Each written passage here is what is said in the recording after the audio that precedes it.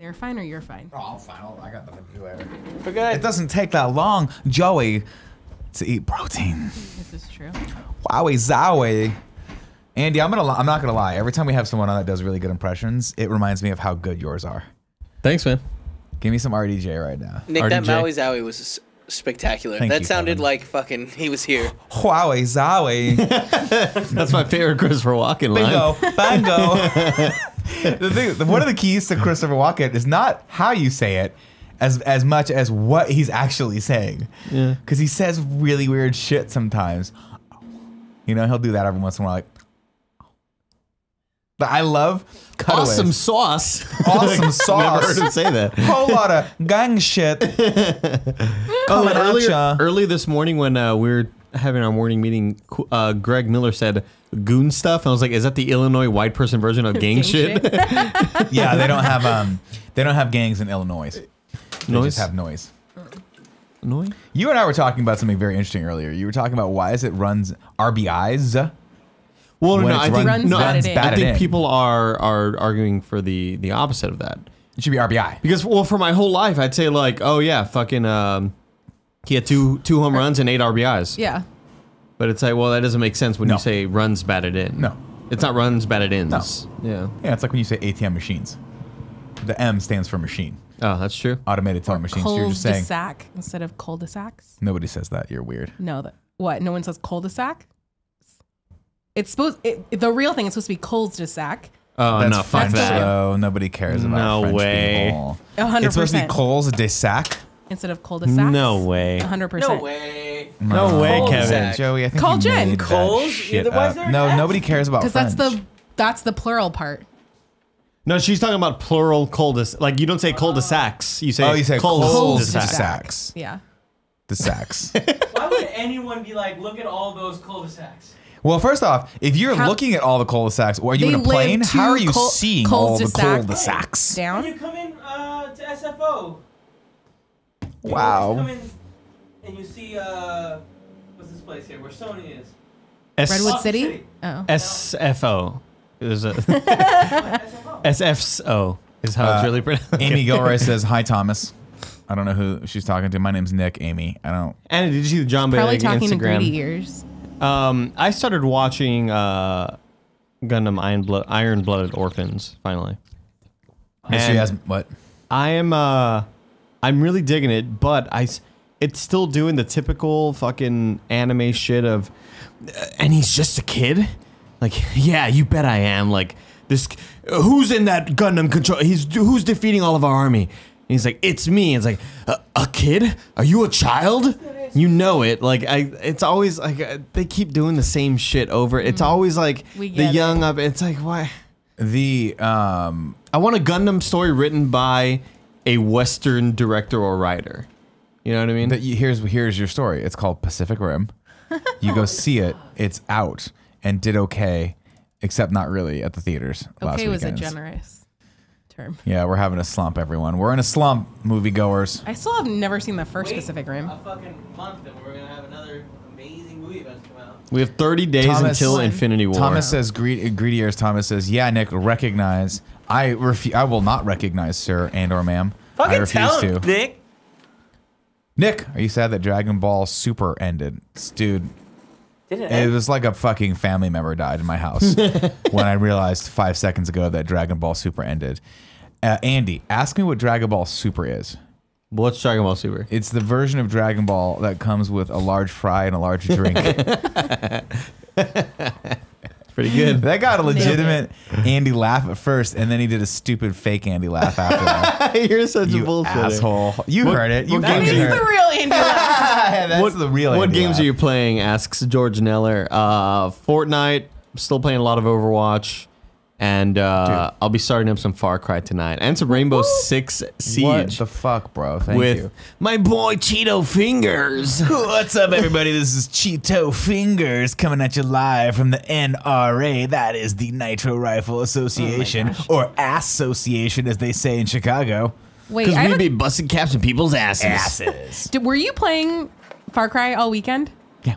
Because every time I logged on to PSN, it was like, Nick Scarpino playing Far Cry. And I was like, It's like 2 o'clock in the morning. Is Nick actually I also up? think PSN has that thing where when you put it to sleep, it still will If show. you're still running it, Yeah. you- Yeah, close sometimes that. I just bounce out and watch Netflix, and then sometimes I'll just I just won't close my PS4 down, and I'll just I'll plug my controller in. How much are we allowed to say about Far Cry? Because I feel like I think the embargo was this Yeah, morning. you so could you're talk fine. Was it about this you morning? could talk about how you feel about it. oh, okay, cool. That's I'm really excited. See, I Thanks, fucked Nick. up. I didn't know that you could start streaming it on Thursday. I didn't know that. Oh, are you streaming it? It's soon, yeah. But I Oh, would have loved dude. to have been one of the early people Yeah, doing Let me yeah. that. jump in with you. Let's do a co-op match. Let's do co-op, It's man. so fun. Oh, That game is it's legit. I loved what Greg and I played. Like, Have you started playing all of it? no, at I have all? not started Have at you all. seen the intro for it?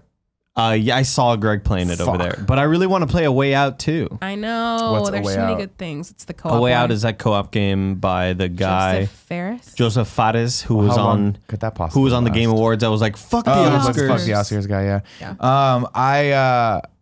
It's a short game. It's like 4 to 5 hours. Okay. A But Way it's Out. co-op only, which is interesting. Yeah. Nick, can you and Cameron do an impression of Mark Wahlberg? Oh, that's a great question. Cameron's actually having lunch because we're a bit behind today. When he comes in, I will see if he does as good of an impression as me. I have it on good authority that my Mark Wahlberg is the best impression I think I have the ever best done. Mark Wahlberg in the office. Let me try. Let me hear it. Let me try. Fucking try it out on me. Let me see. Let me sample Well, some of your my goods. impersonation of Mark Wahlberg is just Andy Samberg's impersonation of Mark Wahlberg. Yeah. Those are Say, the "How do best you muffle for impersonations me?" of. Yeah, Mark it's just- It's just a Boston accent. Hey, Makes what's everyone- going on, Nick? You're here in the studio. That's really cool, man. Nice to meet you. Say hi to mother for me, all right? No. Oh, you have a dog? It's just from that fucking skit on Saturday Night Live. That was 50%. Hey, good what's at up, best. dog? I like dogs. You The bark? thing- the That's really thing- cool. Here's what you're not. Exactly. It's Andy Samberg's Exactly. Mark Wahlberg. Exactly, I see. Kevin. Thank you. Here's what you're not recognizing about your Mark Wahlberg impression, as a person who has been deemed the master impressionist. It's not. Yours is really bad. Is that you don't have a sense of I'm better than you in your Mark Wahlberg impression, and not that's what you have condescending to have. enough? It's not when Mark Wahlberg speaks. It's as if everyone beneath him is beneath him. Do you see what I'm and saying? they are. Everyone around him is their peons for Mark Wahlberg to step on his way through the next Transformer movie. And it goes a little something like this. Hey, is that a light? Have you ever seen a light before? No, because you're a stupid fucking peon. And I get paid $68.5 billion to act. Somebody paid me to act. You guys want to watch me work out? That's No. way in. To act like that's so I'm inaccurate. so tired. I'm so tired. Hey, I think we found a Transformers. God damn it. One day, if I'm lucky enough, Mark A Wahlberg. Transformers. Transformers, plural.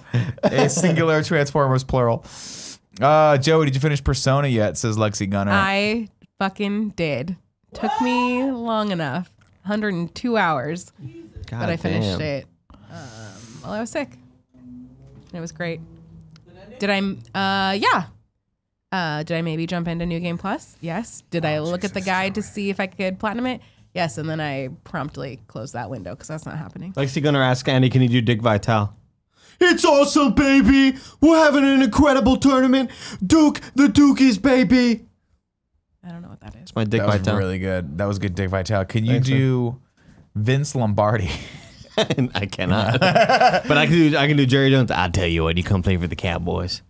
It's my Jerry Jones. Oh, Jerry Jones is good, but the thing is, you're just doing the accent from where the person's yeah, from. sure, yeah. That's all you're doing. When And you do Mark saying stuff Wahlberg, you're that's just like- doing, yeah, wicked bad, wherever the fuck he's from. Boston? Is that what No, he's from? because he does that thing where it's like Mark Wahlberg. Like It's I really think Andy good. Samberg nailed it in Mark Wahlberg talks to animals in that God, that fucking was- skit. You have to watch that. It's on. That was fucking I don't good. know if you can watch it on YouTube. 'cause That of was so Hulu or fucking whatever. good. No, I'm sure it's there. I'm sure you can find that clip. Hey, you're a goat. You have a beard. I had a beard like that in The Perfect Storm, goat. Did you watch The Perfect Storm? Mark Like when he's Wahlberg. like, "You're a dog. I directed Entourage."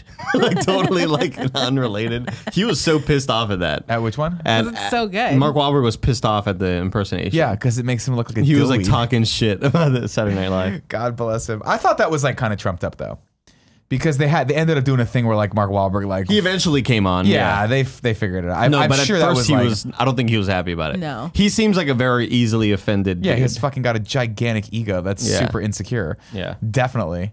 That's why he's jacked. Antman0208 says, if Mark Wahlberg saw these impressions from Nick, he will probably hunt him down. LOL. That's true. I'm not nearly as important as Adam Sandberg in the grand scheme of things, so I'm sure we're going to be okay. Oh, it's awesome, baby. Yeah, I'm doing it more raspy for y'all. Because now Dick Vitale's old. Back in the day, he was a young dude.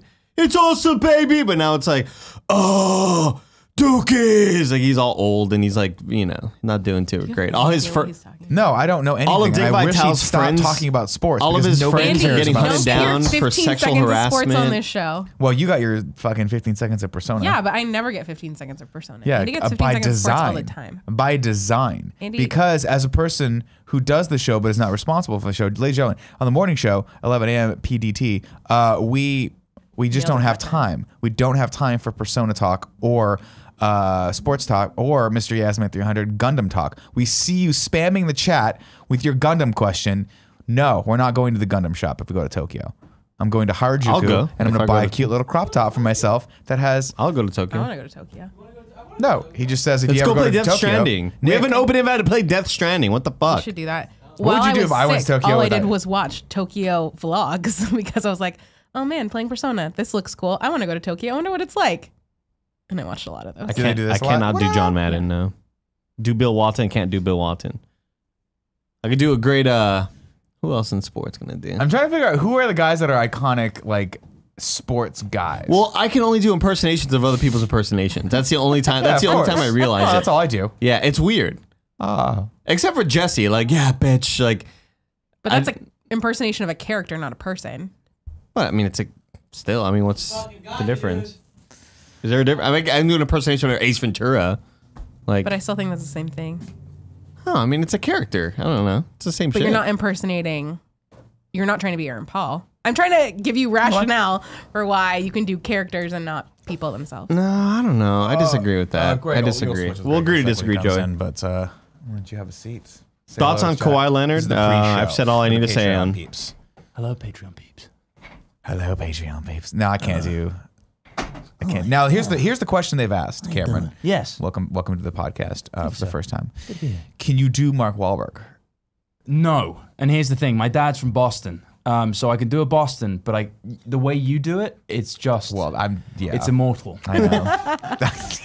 That is- don't give me any more. That is the perfect word to describe my Mark Wahlberg. It would It's not the be worst. You have everlasting. that's your worst impersonation. It's not even close. None of my impersonations are close. None of them are close. No, I think your Walken's good, but I think your Mark Wahlberg is just awful. I think it's so bad. But it's wonderfully awful. Yeah. It's Yeah. that perfect another level perfect of term for everything.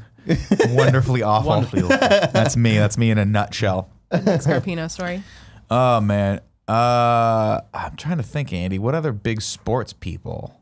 Because it's always coaches. Coaches are always the ones that do the talking. John right? Gruden does it. I'll tell you what, man. This guy, don't be surprised if you see this guy go down in the second round and making a splash. I'll tell you what, man. That's John Gruden. You're real good. I can do a Steven Gerrard, and I don't know if any of you know. I don't know who that is. No. Oh, let me look. If there are any Brits listening, There's a few. Greedy Ears is in the chat. He might know. there you go. So I don't know if you've ever heard of the place Liverpool. Yeah. Yes. As Where quite the a Beatles are distinct, from, right? Yeah. Exactly. So I know the, things. so like Paul, he had that sort of boppy, rock and roll, man, And Steven Gerrard, American French banker. Yes, him. He's a banker. Exactly. Good job, Andy. The American French banker from living in 1830s Philadelphia. 1831 died. Niche impressions. Rest in guys. peace, man. That's what Is it too soon to do impersonations? He died in 1831. I don't know if Yeah. it's too soon for that. No, I do a great Hans Christian Andersen. How do you spell his name? Yeah, If there you anyone go. wants that. How do you spell his name? Double R. Well, why don't you do Stephen- it? Because here's the thing. Right, we got 3 goals today. It was great. It was a good game, yeah. And it's always good to score a goal. The gaffer was impressed with the He plays for Liverpool. Exactly. Liverpool, Yeah. Okay. Yeah. impressed with the performance, and it's great. Yeah. I'm sure if I knew who that person How much was. of that did you understand? None. Oh, okay. Yeah, Good. no. Good. Is that what the intent was? The beautiful thing You about said goals, which I assume you're either talking Scored about a a goal, yeah. sports goal or Back goals to in the life. nets, yeah. Yeah. the thing Definitely is personal goals. the beautiful thing about Game of Thrones is that it has introduced people in America to the fact that in the UK we have more than So one many. accent. Yeah, Yeah. absolutely. But there are still things that need representation. I watched an interview with Rose Leslie. No, what's her name? Who plays Egret? What's her name? Yeah, I think it's Rose Leslie. Yeah, something like that. She's great. And they were talking about how. Where the hell's she from? She has a weird ass accent. Well, no. Well, that's her. That's not her real accent. She's playing, but they were like, "You sounded like a proper Northern girl when you were using that accent," and she was like. Yeah, you know, she had to like figure out that language. Like she. Oh, so she did a more northern dialect. Yeah, that's really cool. Yeah, I mean, they went really like Crow, Jon Snow, like to that extent. All right, let me have you move over here. All right, bye guys. Musical chairs. Bye. Actually, she's from Scotland. That's what I thought. It sounds like she has a bit of a Scottish accent to her, but again, I don't know anything about accents. She's You just know she ain't American. I got one here for you. Oh, thank you, sir. Yeah, no, I know she ain't American. For sure. Who you talking about? Egret, you know nothing, Jon Snow. Is she still? Are they still together? They still a thing? Yeah, I hope so. Good for them. I had we were talking about the on the morning show. We were talking about the Mrs. Doubtfire house the other day. I don't know if you ever saw the movie Mrs. Doubtfire. Are you done? Are you fucking done? You gonna spit in the corner again? What are you gonna do? Anyway, there's the exteriors for the Mrs. Doubtfire, the house that's all he feels and the kids live in is in San Francisco near my neighborhood. And every time I walk by it, there's always tourists out there joking around. Like, so I joke around with them. We're like, their big plan that day was to get up, go to IHOP, and then go see the. You guys want to see the Mrs. Doubtfire house? I think we should go see it. But people are like, if you think that's bad, you should see what is it, Abbey Road? Where, like, bloody and hell. people, it's just like chaos. That crosswalk. God help you if you drive a car. Like, oh my God. Like the level, I've never seen a level of ferocity as the drivers who are yelling at the tourists. I don't even doubt it. Like, and I live in London, I'm from London, I've done that picture. Like, it's so bad. You have to, Yeah, right? yeah. It's like Lombard Street here, the windy street. Like if you it's actually not bad on the other side of it. It's the queue leading up to it. Yeah. If you get caught in that crosswalk, you're just like, I'm waiting here all fucking day. It sucks. It sucks. Yeah. Well, I said queue so that Cameron would feel more at home. I appreciated I know what you it. did. Yeah, I said it so that he would feel like we're bonding. Yeah, it looks great. Do you want to come up, Cameron? The Like Ant-Man your chair. house is also in San Francisco. Is it? Where is that? I thought Real about house. You know how we have to do an Easter egg tonight. I thought about it. Come Is up that just a close little enough more, where we because could you're just super go tall. in I front won't of be able it? to No, do it's not. There you I go, have the there you go. address to it though. And then bring your mic. Can you bring your adjust his mic so that it's good? Yeah, because they shot a lot of the exteriors there. I'm excited to talk about that later. By the way, Ant-Man. I call this one Ant and this one Man. I noticed. I noticed. I know. I picked up on that. Let me ask you a question, very intimate question. Do you name parts of your body and or your wife's body? No. No? You should start. Yeah. I have a roadmap. What? It's just a nude picture. I don't actually do that. I should though. Bye, chat. chat. We Bye, chat. didn't even see anyone. Oh, okay. Oh, right. Sure, now we're in the real show. Now the real thing's happening. Is that real? Bakoo, bakoo. To be real. Give me a clap, Greg. So whenever you're ready.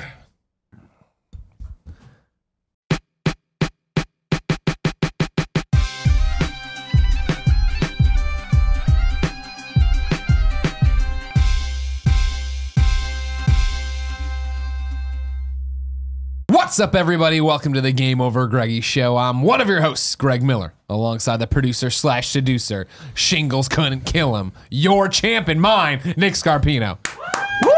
There you go. Great to be back, everyone. Great to be back. How you feeling? I feel great. You've been back a while, I think. Yeah, whatever. Yeah. You You got know. a thing going on with your hair right now too. Oh, Jesus. Is that on It's a fun purpose? thing. I like it. It's fun. Yeah, it looks like What's it's like going a on? faux There's a hockey lot thing. of- Oh, is it There's like faux this hawk? like yeah, you got like this thing there. Yeah. No, I just been Okay. running my hands through it haphazardly, as it Yeah. were. And you get what you get with this. You get what you get with it You for know, sure. it's Yeah. my hair has a. It's not like this guy's hair that has like literally. You mean Krypton's own Cameron Cuff? Yeah, I just wanted to get over. Hey, welcome to the show. Oh, How's everyone doing? He's got such a thick head of hair that he's probably one of those guys that when he goes to get it cut, his stylist and/or barber's like, "Do you want to thin it out a little bit?" And he's like, "Yeah, just thin it out a little bit," because I get hot. You probably sweat because it's so thick. Yeah, and Me, they gotta when spray the there's stuff. product in it, you can use it as a helmet. Yeah, it's Oh, great. really? Yeah. It's Yeah. great. Yeah. I know that well.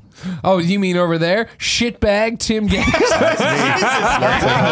What? I needed to go I somewhere. got sunburned a couple weeks ago. Wow, what did you when do? we were shooting the thing that nobody knows what it is. Yeah, oh, yeah. Oh. The next show that we're doing. And I got sunburned on specifically on my forehead, and it just hasn't healed. And my forehead just keeps peeling. So everywhere I go, I just keep getting, it looks like The dandruff, dandruff, yeah. but it's Oh, from that's my rough. face. What? Where are your people from that they know, don't have man. access to the sun? Are they mole people? Are you a mole person? I'm a mole person. That is a fact. Because But I'm every not time you down step with out this. into the sun, you fry. I think it's just It's been weeks, though. It's proof climate change is real. Because Yeah. Tim's grown up his entire life in San Francisco. This wasn't a problem Never had a forever because problem. it used to be all foggy and stuff. And, And now now San Francisco, fog is gone. a hotbed. People just walking around in bikinis. Too hot. Bullshit. All I look just tan. That's just your olive. Your Italian. Stop winking and don't. You looked right at my nips. I know you're getting ready. Man. That's a pre-show callback right there, ladies and gentlemen. If you didn't know, ladies and gentlemen, this is the Game Over Greggy show each and every week. 4, sometimes 5 best friends gather on this table, each bringing a random topic to conversation for your amusement. If you like that, head over to patreon.com/kindafunny, where you can get the entire show early for just $1. Watch us record it live, like so many of you are right now. Thank you, Patreon people. You can also get it early on Friday as a big video or a big MP3. Of course, the video version includes the pre and post show that the live people get. And sometimes when we screw up editing the MP3, that includes the pre and post show as well. Happy birthday last week. However, even if you want to get it just for free, you can go to youtube.com/kindafunny the following Friday. 1 week later, it's all up as one big show and one big podcast around the globe.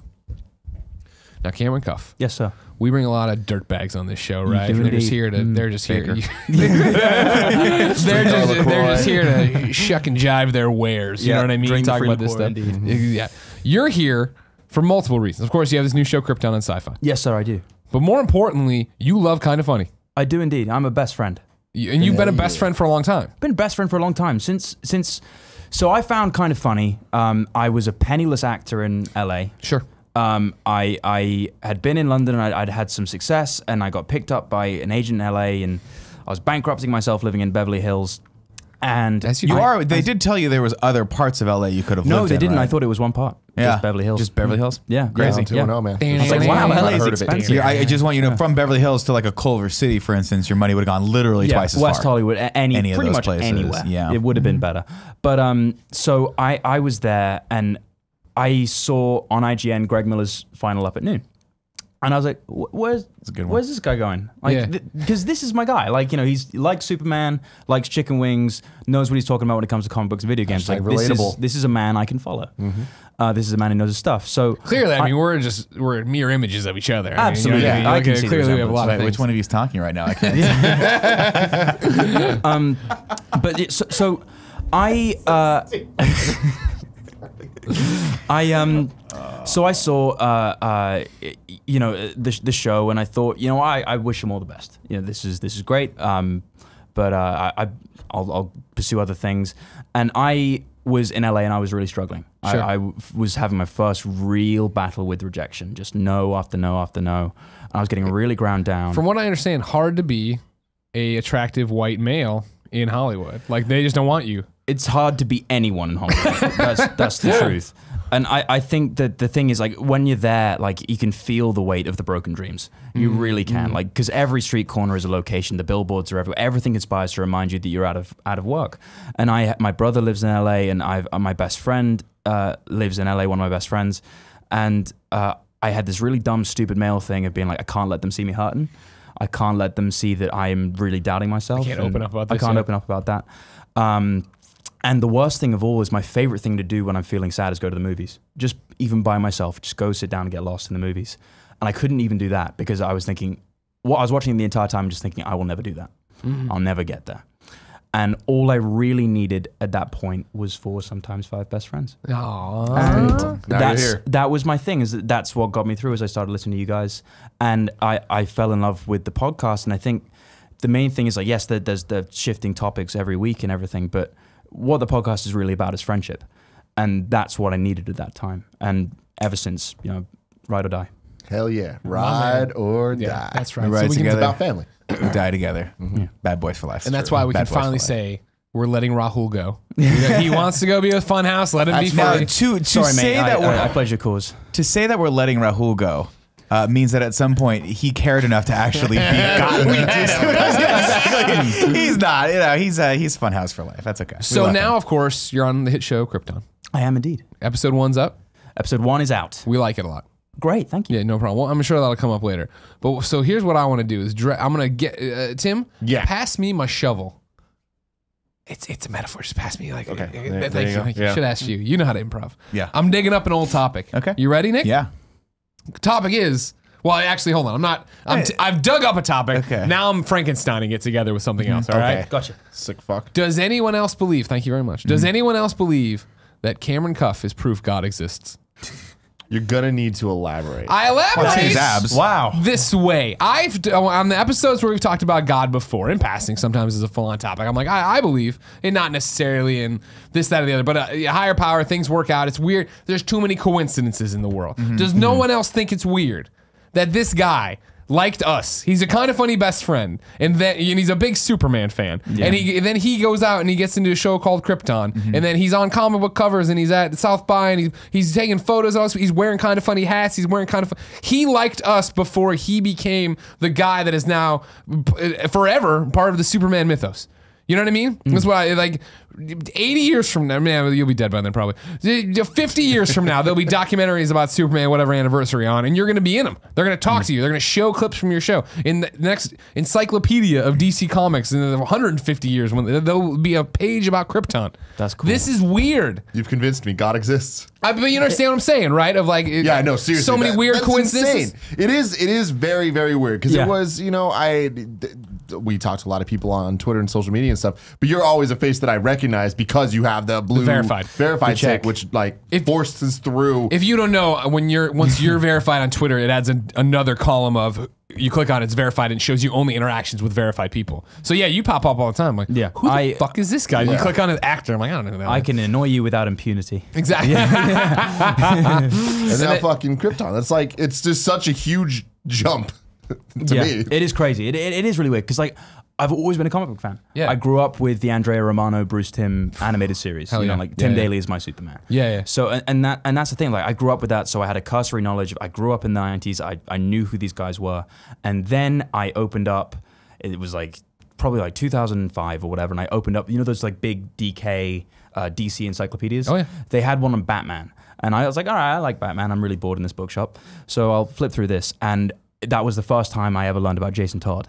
Ooh. That was the first time I ever learned about Tim Drake. Sure. You know, and I was like, this mythology is way deeper Yeah. than even the shows get. Yeah. And so much of them are based on personal relationships. Like it was, I mean, it's funny, you always talk about Connor Kent, right? Like Connor Kent was the character who really brought me into comic books. Like someone. Oh, see, this is weird. It's fucking Again, strange. that we look so Yeah. much alike, but also it's all brought us Cameron, together. settle down. Oh, it's Greg. No, where is he? I It's don't Greg. know. I don't know. I like how you guys are wearing light colors today, by the way. It's perfect. Little Superman, a little dash of Superman from both of you guys. Got that? Yeah. There it is. Yeah, Boom. Zazz. I don't know that it's a proof that God exists per se. God exists and he's a Greg Miller fan. That's what I'm saying. But I do think it's proof that people are receiving the message out there that we're sending out every day, and that the hoodies. Hopefully, if we can get more, we can just get everyone dressed in hoodies, and then we'll look exactly like that cult from Wild Country. Yeah, that's what it's all except about. blue instead of maroon. No, I mean, all kidding aside, I think it's just because we have all like interests, right? We're very similar Sure. Yeah. to a lot of people. But out there. even that, like, and I guess this is the thing we're dealing with, that our generation has come up, growing up on so much nerddom. But the fact that you're being cast in this show that you already know the subject material of and love, or know the universe of, right? In the way that before you hear about somebody getting cast, and I'm not knocking any other actor, but they get cast and they go out and they run out and they buy a bunch of comic books to learn and get into it. Yeah. But to like, Fucking Jeremy Renner. You don't know shit about Hawkeye. Nobody knew shit about Hawkeye before that movie came out. Especially not Jeremy Renner. yeah, exactly. I tried to sell him on getting his own solo picture because I was trying to tell him how good the Matt Fraction run. I think he immediately forgot when he left that IGN interview. You should have read it. Fantastic run. Huh? Oh, he should have. Yeah, we all agree that was fantastic. Kate Bishop. It was. I was at WonderCon yesterday, and I met Jason Fabok. Yeah. And he was so amazed that I knew who he was, and like he was shy around me because like I was in a TV show, but I was so shy around him because to me he's a huge star. Hell yeah. Like, you know, the fact that I'm on like first name terms now with Jeff Johns is insane. Right. To me. Yes. Like it's absolutely bonkers. The fact that Jim Lee likes my Instagram and comments every so often, I'm like, what the fuck? You know what I mean? Like, crazy. Yeah. Absolutely mental. It doesn't make any sense. Yeah. Well, the fact that I'm here right now talking to you guys on my favorite podcast. Yeah. I mean, I feel I'm so. Here's the thing. Like, I'm not a believer per se, and you know, I don't believe in destiny, but I'm the luckiest guy to ever live. I truly believe that. I feel you on that, man. I feel the same way. Yeah. Things are cool. I don't Life know. works out. Yeah. Life finds a way. It's what's for dinner. This is my question to you though, Cameron. Yes, sir. How much does luck play into success like you're enjoying right now versus preparation versus just putting the work in, right? Because I don't know a lot of people who have gotten shows like you have right now without a tremendous amount of like no one just falls down like in LA and gets discovered. So how much went into getting Krypton? There were a lot of no's. There were a lot of no's before there was finally a yes. And look, I'll come out and say fully from the beginning is absolutely, I feel like I got lucky. There was no doubt in my mind that I've got lucky. To me, and also coming from England, oi governor. Oh, you have to. The perception of acting in the UK and in Ireland tends to be that you go to a training program, you train a lot, you work hard, you study, you learn your craft, and then you come out and then you do like rep theatre. And you do theatre for years, and then you are small supporting role, lead role, and then eventually you move into movies and then American movies and stuff like that. And I have friends who are on that journey, and that is where I feel like I still belong, cutting my teeth and learning my craft. I feel like I've just won the lottery. I'll never ever feel like I didn't get lucky. Granted, I've worked really hard and I've kept believing in myself, and I do believe that there was a moment before I started Krypton. I had this really human moment that I think a lot of actors would get if it's their first big role, where I was thinking, I'm a fraud, I can't do this, I'm going to ruin Superman for everyone, I suck, I can't possibly carry this off. And I was talking to my girlfriend, and I was saying those things to my girlfriend. Saying I thought in my head to do it, and then he did it before I could. And I was saying all these things like I can't possibly do this. I'm gonna crack. I'm not that good. I can't do this. And she's like, but you love this. And I was like, oh yeah. I do this for no other reason than I adore it. I love it so much. And I think if you were trying to make it as an actor, director, producer, really whatever it is, love what you do and do it because you love it, and success will follow. Keep believing in yourself, keep believing in that dream, and eventually it'll happen. And because you love it, you will end up somewhere where you are happy. That's what I believe. Facts. Yeah, that's the thing. Like I feel I concur, and I feel like sometimes maybe success might be like the success you enjoy might not be the one you expected, but if you put a lot of work into it and you give it enough time, you can rise up the ranks. To your credit and to the producer's credit of the show, wow, you guys got a great cast in this too. Yeah, they're amazing. Like, and I forget the actor's name, but the guy that plays your dad, who I believe was in Sherlock, right? Dude, yeah. He's so good. And I was like, He's amazing. It's the amazing. guy from Sherlock. I love him. He's really good. I think we would And all... Dee's like, stop yelling. We're watching this alone in the house. Yeah, I know. Dee was asleep by then. Are you kidding me? A show about Superman? She's like, that's on you. You're going to go watch that yourself. First off, I love my wife, but we've already established she tends to take nerd stuff down a couple notches. And sometimes I have to just be like, I want this one. Let me just have this one. So I watched it on my laptop in the other room. Nice. That's what I did. What'd you I'm watch missing. after on that laptop? What I watch after the laptop? Yeah. No, I don't watch. I don't do that. Yeah. I don't do that. Yeah, you don't do that. I'm Puritan. No, that was the thing. I watched it last night off of Amazon and GDC week. Otherwise, it'd be there. I'll be there week to week. Get off my back, Jesus, Cam. Watch it. But I was like, all right, Jen, we got to watch this, and we got to watch Ant-Man tonight. She's like, okay, cool. And when episode 1 finished, she was like, oh, all right, wait, can we start another one? And I was like, oh, well, no, it's. Oh, she's like, oh, this isn't over. Like she hadn't heard about Krypton, and I thought not. I mean, Jen likes the superhero stuff, but I didn't know if a show about Krypton would be enough to grab her. And she's like, so loved it, loved the story, and wants to know where it's going. Yeah. And I think that's the thing is like, look, if you're a massive comic book fan like me, then there's so much in here that you'll love, that you'll understand inherently. But also, we're not really making a superhero show. It's a science fiction show. This is a space adventure. And the way that I talk about it at cons is to say, this is Flashpoint meets Guardians of the Galaxy. This is meant to be fun. It's a thrill. Like for some reason there was a lot of talk thrown like dark and gritty. That was thrown out. Like dark and gritty, those are two words that are so overused that they've long since lost all meaning. Right. And are the stakes grounded in the characters' journeys? Absolutely. Are some of the themes a little heavier than you might expect in a superhero show? Absolutely. But this is still fun. Yeah. And I think anyone could get it. So we're really glad that people love it. The response has been really good, and also we're doing something a little different. There have been a few things like things like Black Panther, for example, or the new Anya Taylor-Joy is going to be in it. The new X-Men film, New Mutants. That looks awesome. Like the genre's been around for a while now, where we can start making some different choices. You know, like do things that we haven't seen before. And for us, certainly, it's like we've gotten to the point where we can take some narrative risks. Yeah, well, you and can let's play do with it, right? Let's make something that's ambitious and bold and wild. And that was what, for me, works so well, because we talked about this earlier today. When they announced, Krypton, the show's having this before your involvement, right? But you have a title and you know it's getting kicked around. I remember being like, nah, man, I don't really care about what happened on Krypton to his grandfather. You know what I mean? Similar when I was like, I don't care about the Smallville show. Hey, he doesn't have powers, whatever. There was going on. Yeah, exactly. But when obviously you get involved. I'm like, well, I got to watch now. I got to support King.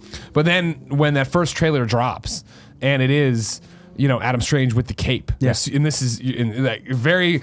From episode 1, talking about like your grandson's going to be Superman and this is what's happening in the timeline and we need help. I was like, that's awesome. That's that's an Elseworld story you get told somewhere along the line, or an annual, right? A Superman That is annual. what this is, in many ways. Like because Adam Strange has come back in time, the timeline has irrefutably changed already. Yeah, exactly. Like there is no going back from this moment. We could absolutely make the wrong choice and Superman might not exist. That is a very real risk on our show, and that's something we're excited to play with. So real quick, I guess, too, give everyone the elevator pitch. Somebody is watching or listening right now and hasn't been keeping up. What is Krypton?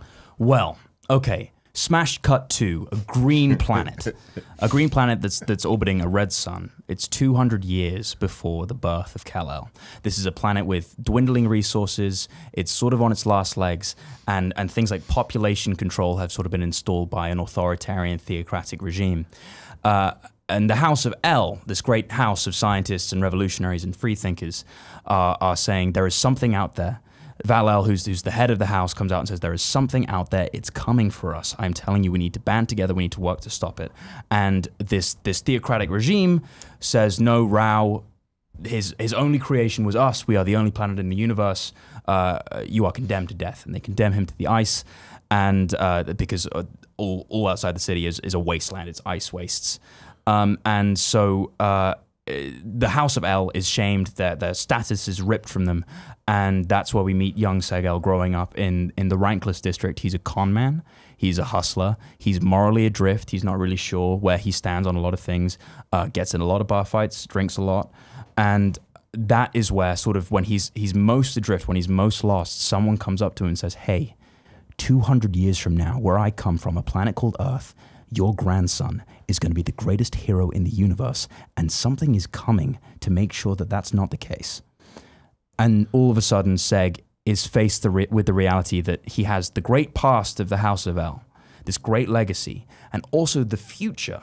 Like this amazing man, this symbol of hope, and Supergirl as well, an amazing woman, who are there in the future, who embody all of that and take it even further. And he has to now rise to the occasion where he is to bridge those two things. He has to come to be the sort of man who can wear that symbol. And also the symbol has to grow into the symbol of hope that millions across the multiverse know it is. Awesome. You better not fuck it up, man. Yeah. I'm going to do my best. That's one of the things I like about the show, too, is that you don't get to see too much of the other houses, right? We got to see a little bit of Man of Steel, like where we were, like when I was a kid growing up with the Donnerverse, like the Donner movies, like I didn't really grasp that Zod was from a different line, a different house, a different, like he was supposed to be bred to be a soldier, things like that. You guys get to play around in that world a little bit, right? And I'll try to tread lightly on this. You get to play around with it a lot, which is great. With some of your co-mingling with some of the other houses. Yes, well, there is a forbidden love affair with one Lighter Zod, who is from the House of Zod, which is a nickel. It's very Romeo and Juliet. They're not supposed to be together, but it's hot. It's in well, it's and that's the how do you recover from that? I was watching. I was like, oh man. Sci-fi not afraid of that bump and grind. You know what I mean? That's the thing. Is like the show is not like we'll absolutely go into those sorts of things. The things that are more mature. This is a real world. This is a world of shades of grey. Like everyone believes they're doing the right thing. There are no heroes or villains, and that is really exciting to us. And the awesome thing about the character of Lyta and her mother Jaina is that two of the most courageous and morally forthright people in our show are from the House of Zod. Right, which I thought was a good choice. Historically has a much more villainous connotation. So we'll absolutely see those other houses. It's an ensemble show. Like the through line of it might be Seg and his journey, but there are so many other houses. There's House of X, who are sort of Machiavellian sort of politicians. There's the Rankless District, which is its own world. That's very sort of Blade Runner and has its own sort of thing going on. It's really, really cool. There are so many areas that we want to go into. There are lots of different cultures on Krypton, and a few of them we might see this season. Very cool. Yeah, that was one of the things that drew me to it as well. Is I was like, oh, you guys are going into a little political intrigue. You can see that there's going to be some characters that have different motivations for why they're doing things. I forget the actress's name that plays your kind of betrothed.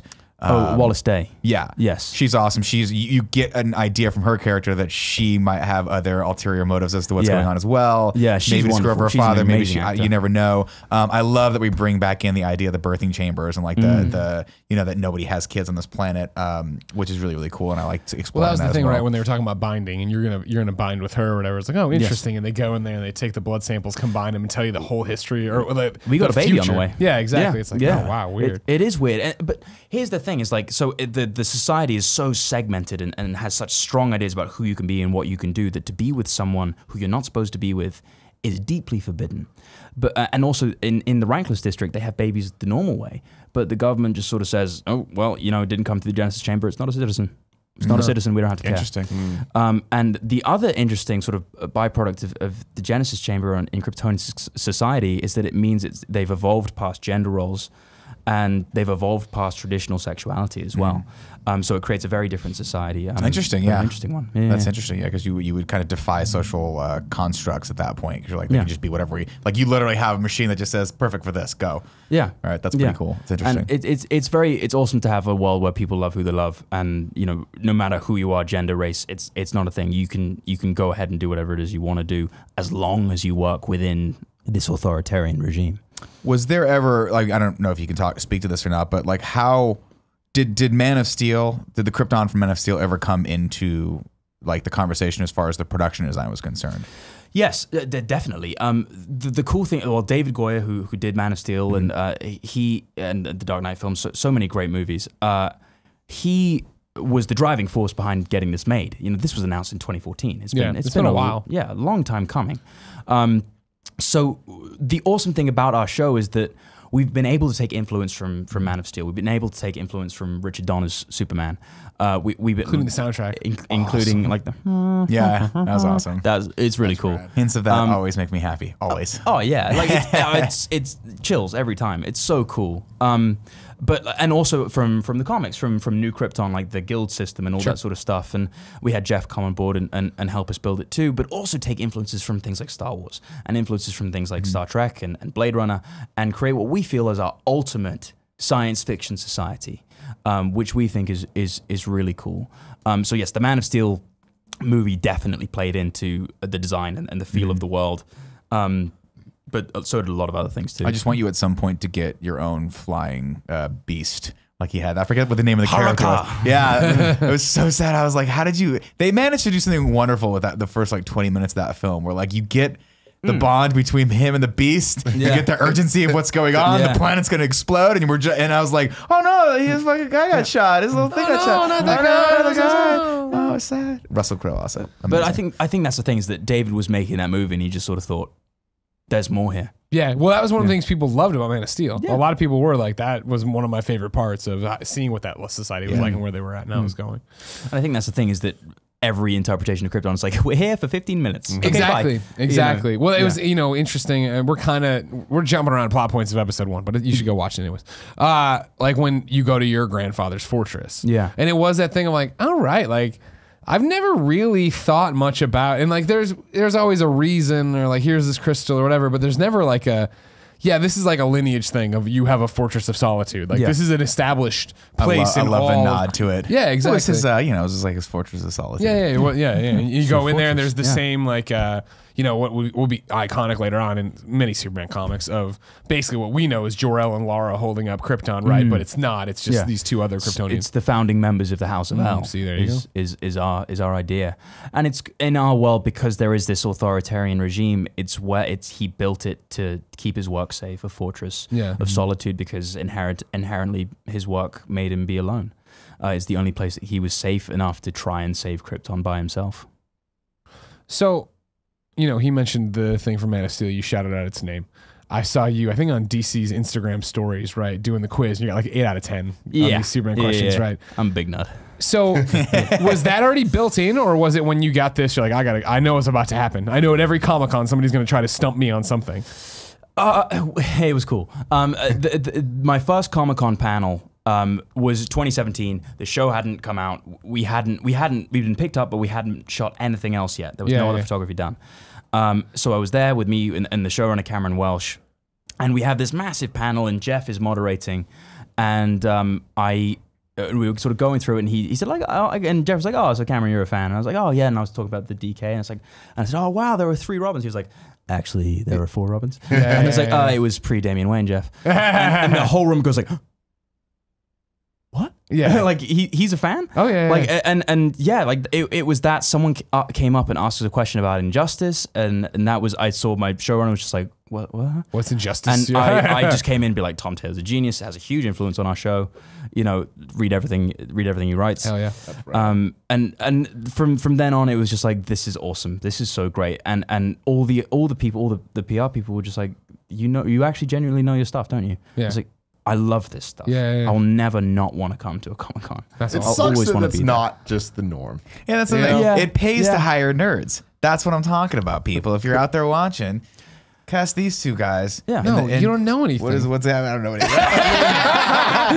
I just gonna ride your coattails. We would get cast in a Fast and the Furious film, and you wouldn't even know their names. Which one was the kid that drove the Jetta? Even I know that was Jesse. Come on. Can't remember that kid. So we jumped something in your story there. You're down. You're in LA. You rely on us, the 4 or 5, sometimes 5 best friends. What happens then? Where is it? Just one day you get an audition for Krypton? So I went back to London. I got a tiny role in a film called Florence Foster Jenkins, where I'm literally, you can see me go and say my line, and it goes, smash cut, gone. You like to do that? Literally, that's the case. So I did that, and then I did a British costume drama called The Halcyon, where I was playing an Irish Spitfire pilot in World War II, which is really awesome. That was fun, and that's where I met Matt Ryan, Constantine, and I tried not to nerd out too hard. I was like, oh my god, Black Flag is amazing, and he was like, oh, thanks, man. And then something came into my inbox, just said Krypton, and I thought, never gonna happen. Yeah, not a chance in hell, because it's such a huge thing. It's casting out of America. They're going to be casting in the UK. They're going to be casting in America. They're going to be casting in Australia. There's going to be lots and lots of people going for this role. I went in to the audition, and I met Colin McCarthy, who's the director of the pilot, and I had a great audition. It was really fun. Didn't expect anything of it, and sure enough, I was told I didn't get it. And that was completely natural, because my agent said, like, look, Matt, a lot of competition. Don't worry about it. Get him next time. I was like, totally, it's fine. Used to hearing that at this point. But it never went away. It kept just coming back, and they kept saying, could you just do one more tape? Could you do another tape? And eventually I was working over in the States. I was working in Brooklyn on a TV show. And it was the day before I wrapped, and my agent called me and said, could you do another tape for Krypton? And I'm working 12-hour days. I'm a guest in this, but I have quite a big role, and it's my first big American thing, and I don't want to mess it up. Can you allowed to talk about that show? What show was it? God, no, it got axed after like 6 episodes. Literally, my episode, one more episode, done. So I loved it. It was really good fun, but not worth the shout out because it is RIP.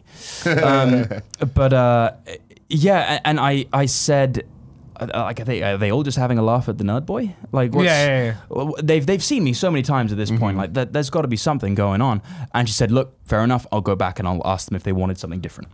And she calls me when I get home that day, and she says, bring your bags to set with you. You are going straight to the airport. You're flying to LAX, and you're testing for David Goyer. And David has made some of my favorite, The Dark Knight, which is still the greatest comic book movie of all time.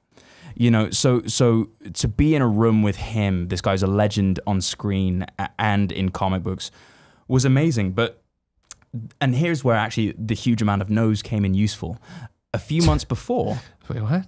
No, Rejection. as in rejection. I thought you meant. I'm like, you don't have that big of a nose. Did I miss a morning show joke? I don't know. So Now you know how I feel all the time. before then, in October, I screen tested for, I'm not allowed to say what it was, but it was a massive Hollywood film, and I got down to the last 2 for it, and I lost out of the last 2. Fucking The Rock took it. Rampage. The Rock, he's just Son in of a everything. He's so talented and good looking, and I'll never be as good as him. But so he got it, Dwayne The Rock Johnson. Yeah. And I was devastated. I was heartbroken, and it didn't help. I watched a Pixar movie on the way back on the plane, no. face melting, Yeah. ugly, crying. You had not a good good. excuse then. Yeah. No, it's like, it's not my career, it's the film. Yeah. And, I'm gonna bounce back. okay, be fine. Give me the bourbon.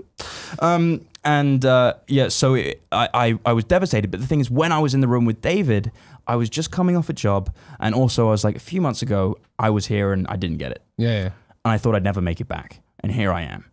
If I don't get this, it's going to be fine. Yeah. So just, I got the sides, and I noticed that the sides could be played very earnestly and very sincerely and sort of desperately. It's a high tension scene.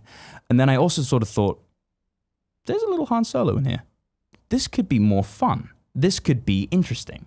And I went in there, and I think I was the first person to make them laugh. And I think from then on, it was a good feeling. And David was like, this is the guy. And there was one more screen test, and from there, it was, I got it. And then I was in Serbia shooting the pilot 3 days later. Oh my God. Jesus. Yeah. How many That's no's crazy. do you get? Like, are we talking like you're doing hundreds of auditions a year, or is it like 10? You know, the time in LA was the worst because I was there for 6 months and I had 4 auditions. And that is still, for a lot of actors, is a lot. But the periods of hearing nothing, the phone's not ringing, no one's interested, no one wants to know you, that's the hardest. But it was quite a few. But I was sort of on a trajectory. It was sort of like, you know, getting called back a little bit more often. Okay, maybe screen test and then don't get it. You know, like so. And occasionally I was starting to get the part. So my confidence was higher. Kevin's doing the thing. But thank you, sir. My confidence in general was high, but a lot. I was out of drama school for 2 years before I got Krypton. So literally a drop in the ocean. Yeah, I was gonna say that's pretty unemployment. freaking awesome. Yeah, no, for you. it was really, really quick. But yeah, no, there was a lot of rejection before then, for sure. And is a lot of the things that you're trying out for on the level of Krypton? Because that feels really big for you to just go from like nothing Theater to and indie being the films to- lead To be the of main character, yeah. any Inside show. this thing. Yeah. But like, let alone a show that's up your alley in terms of interest and stuff. This guest role that I had was, I think I had 20 pages of dialogue, which is 20 minutes of screen time. That was the most I'd ever had for any character, ever. And the next job after that was Krypton, which was great. And I'm very lucky. I have a wonderful team, and I was going up for some good stuff, some big stuff. But yeah, this was the first time I ever really, you know, other than that other movie, but this was the first time that I really was in with a chance. So now you're doing it, and it kind of relies on you to lead this. How does that weight feel on you? Like, do you feel like I'm an actor and I got this, or are you kind of like, oh shit? Well, yeah. Well, I don't know who it is. It's some actor who's just sort of like there are two things that cross your head when you're playing Hamlet. First, oh my god, I'm playing Hamlet, and then the second is, oh my god, I'm playing Hamlet.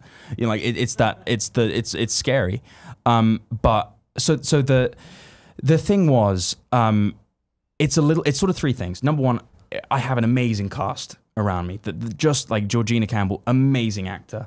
Rupert Graves, amazing actor. I'm so lucky to be working with people I'm working with. And the thing is, acting is always the same game. No matter where, if it's in a theater for 90 people, if it's on screen for 90 million people, it's always the same game. You just got to be truthful. It's hard, but it's always the same thing, and that's comforting. And the last thing was, you know, I love it. I love Superman, and I am a fan. And the thing is, no one will be harder on me than I am on myself. And I knew that going in. And I thought, you know what, if I am proud of this, Don't if look I at can the YouTube comments. never ever look at comments.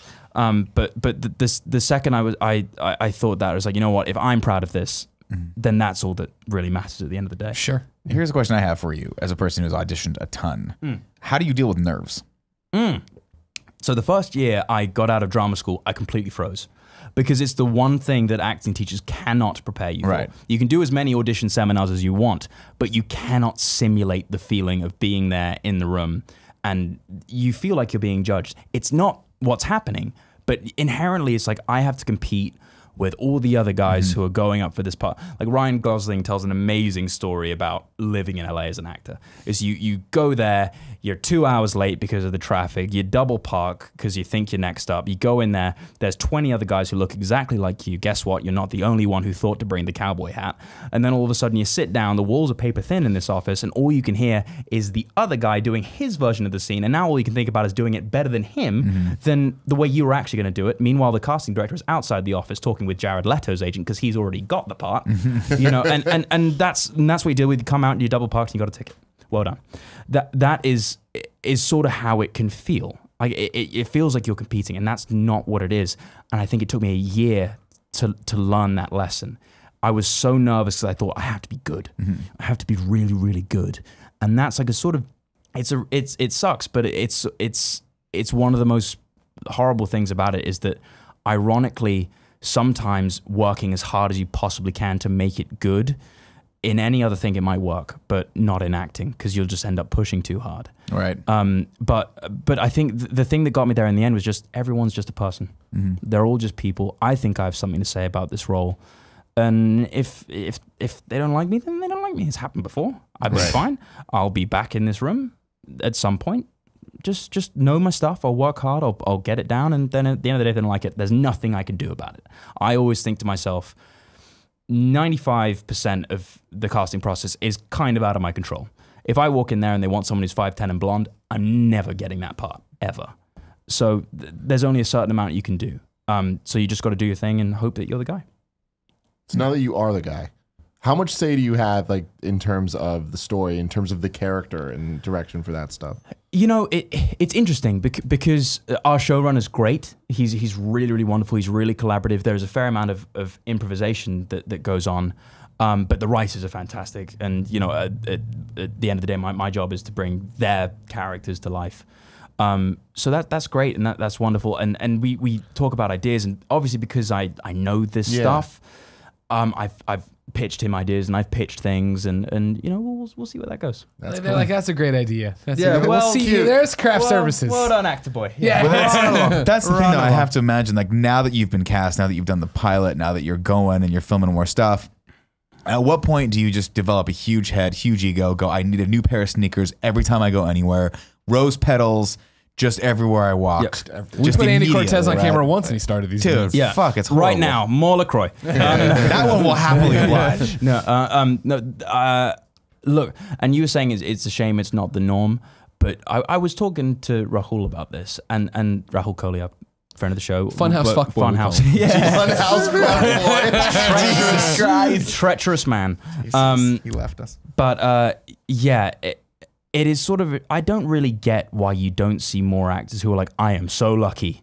I am so lucky to be here doing this thing, because it's crazy. I'm doing the thing that I love on Superman, which is amazing. And I constantly feel like I'm so lucky and grateful to be where I am. I don't think I could ever be like that, just because it would be really disingenuous of me to complain about anything. I feel I was obviously being facetious. I wouldn't expect you to do that. Let's just make that point. But yeah, I mean, I feel like most people that I've met who are professional actors who are on like doing good work are very grateful to have gotten those. I think obviously the media glorifies the ones that self-destruct. That's true.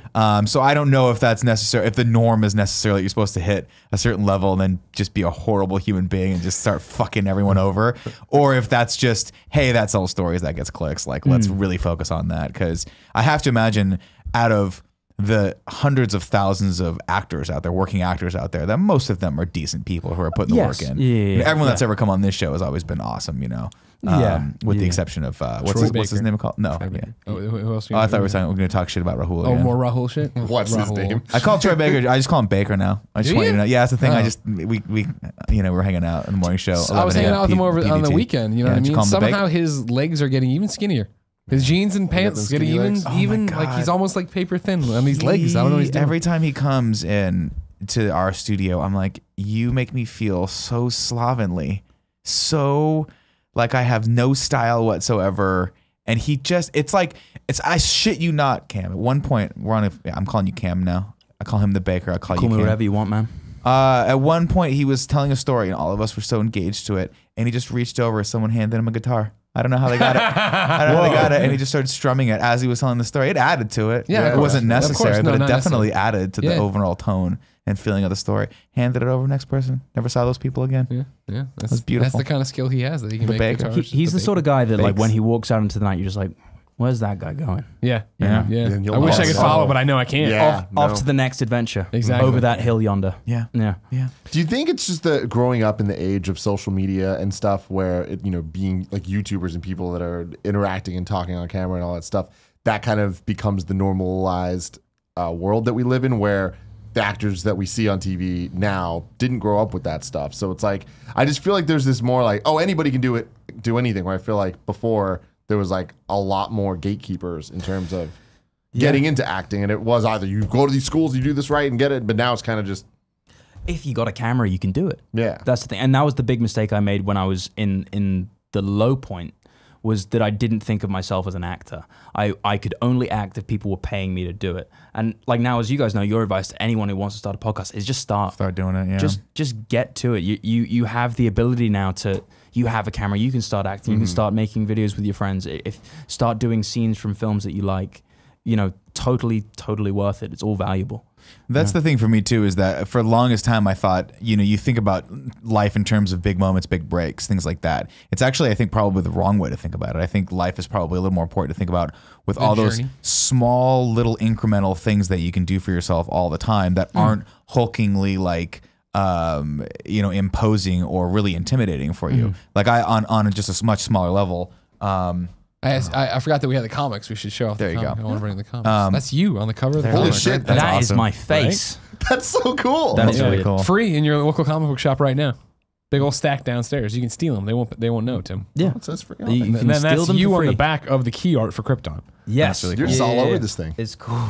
We should sneak down there. We should all just sign all of those copies that are downstairs just to piss them off. No, but I mean, that is the thing that I think about a lot, where I'm like, every little thing you do builds into this thing that you're trying to accomplish. And you don't realize it at the time, but then you turn around and you're like, oh, wow, I really did accumulate a lot of skills, and I am moving forward, and I am progressing. Yeah. Learned It's so just much. difficult, when you're trying to be an actor, because it is difficult to practice that craft unless you have a specific set of circumstances that allow you to do that. And so that's what I've seen a lot of my friends struggle with, is they're like, even getting a play can be difficult. Even getting something where you're not getting paid can be very difficult. Yeah. Because there's just such a tremendous amount of competition out there. Yeah. And rightfully so, because I do think competition to some degree like pushes you farther and weeds people out that don't really care about it. But like, how much longer would you have held on, do you think? Do you think you'd, no matter what, do it forever? As long as it took. Yeah. I think as long as it took. I think the thing is, I knew I wanted to be an actor, and my parents were understandably worried. Where they just kept giving You're you paying how pamphlets much to in med Beverly school? Hills?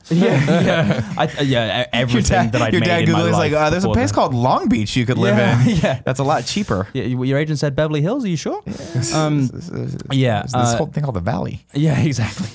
I think as long as it took, because I think I got into a short film when I was 9. And that was the thing that gave me the bug. Did it? Because my family have always loved watching movies. That was the thing. That was how we spent time together. So I always knew that I liked it. The first movie I ever saw on the big screen was the 1990s re-release of A New Hope. There was never a chance for me. I was always going to love this. But I got on this short film, and there were all these interesting people who had amazingly intricate jobs. There was an amazing vibe on set. I got to stay up late. I got to act, and I got £100 at the end of it, which is a lot of comic books. So, and I asked my mom, like, what's this for? And she says, what, you got paid for being in the film. And that was the first time I realized that people got paid to act. Yeah. And I was like, yeah, I'm doing this.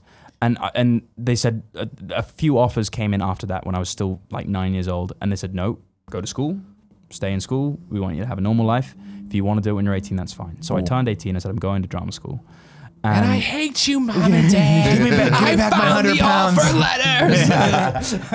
Well, at any point did your parents say like, hey, you can do this? Because I feel like that's a thing that a lot of people don't have. You don't have the one person in your life that says, hey, other people are doing this. You could also do this. Like, there's nothing stopping you. Yeah, they always believed in me. I think they wanted me to know that it was hard. Like, and they said, look, this is a really difficult life. I wouldn't wish it on my worst enemy. Like, because when it's bad, it's really bad. It's horrible. But I said to my mom, look, if I end up doing community theater in a library for the rest of my life, then at least I know I tried. I gave it everything. And that was the thing that made it go, you know what? Fine. You know, you'll end up somewhere where you'll be happy.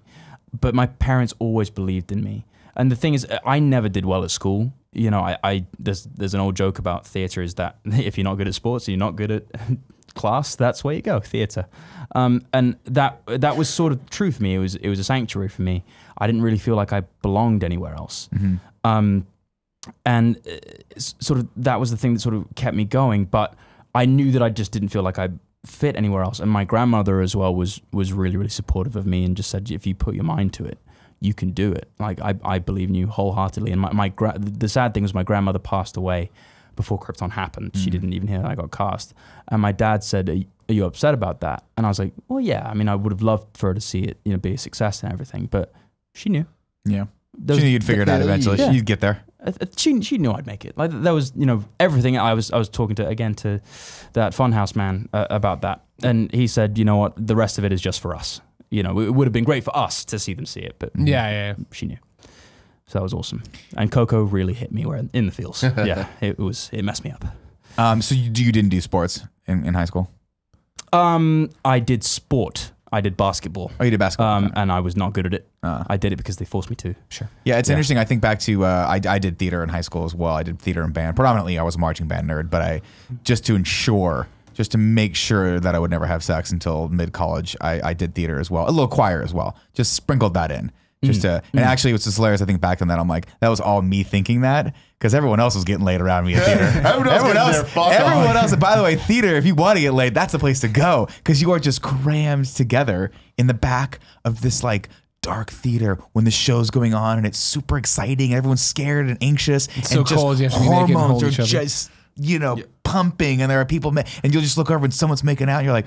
And you lock eyes with someone, you're like, are we gonna make out right now? That was always fun. No. We're like, no. I'm in the t-shirt. And my best friend Gareth was like, no, we're not going to make out. I am in character, sir. Sir, we are doing Little Shop of Horrors right now. I must play the plant. Have you no respect for your craft? But I think about that though, because there are those moments when you're young that bond you to things. And largely, I just got an email about my 20-year high school reunion that's happening this year. I plan on going. I didn't go to my 10-year. Hard to believe that was. Jesus, I'm 20. You know, 20. decade ago? Yeah, I don't actually think. Well, I actually think it was though. That's the thing. I think it may have been They're a 15 playing fast year. and loose. This is like I don't think American- we had a 10 year. I think like maybe it was the American 15 year. Because it couldn't have been that long. It couldn't have been that long ago. Oh, time fucking is crazy like that. It might have been 2000. Anyway, long story short is it was put on. The people that are putting on my 20-year anniversary are some of my good friends from theater, and just seeing their names, I'm like, it just reminds me of all these moments. It brings you back to a where place. Everyone else left school because the school day was over, and you had to go rehearse, or you had to go audition, or you were just part of the stage. Like I started. You know, our theater was a little more democratic than it was merit-based. So if you just hung out long enough, they were like, we'll give you a part. And so I started sophomore year, and we had done, I was like stagehand, and then dude number 3 that moved shit around but also had a line. And then by the third year, it was like, okay, let's give Nick a little bit of a part. And then by last year, I think I was the lead of the play. No, it wasn't. It was Julian Marsh in On the Town. Okay. It was... Some people still talk about it to this Do day. they really? Down in Riverside, they're talking about this right now? Your I was town, terrible. town. I was absolutely terrible. But I remember all those lovely moments of like, you thought you were like, we're doing something that a lot of people don't have the balls to do, or don't think to do, or don't think they can do. And you've gone out and you, for whatever reason, put your name on the audition list for something. And it's very special, and it's cool to see that. And once you do that with a group of people, it really does bond you to that. Yeah. And you think about it forever. It's a bond that few would understand for sure. Yeah. And I know for sure the people I went to drama school with, I went to drama school at this place called The Lear in Dublin, and it was the first year of that program. It was devised by the Royal Academy in London and Trinity College Dublin in Ireland, and it was the first time that Ireland had a university-tied national academy. So all 15 of us were having an entirely unique experience. That's cool. And a few of us have worked together since. But the second you see that person, you are instantly speaking the same language. Yeah. It's an entirely unique bond, you know, that only you guys will understand. It's a really, really wonderful thing.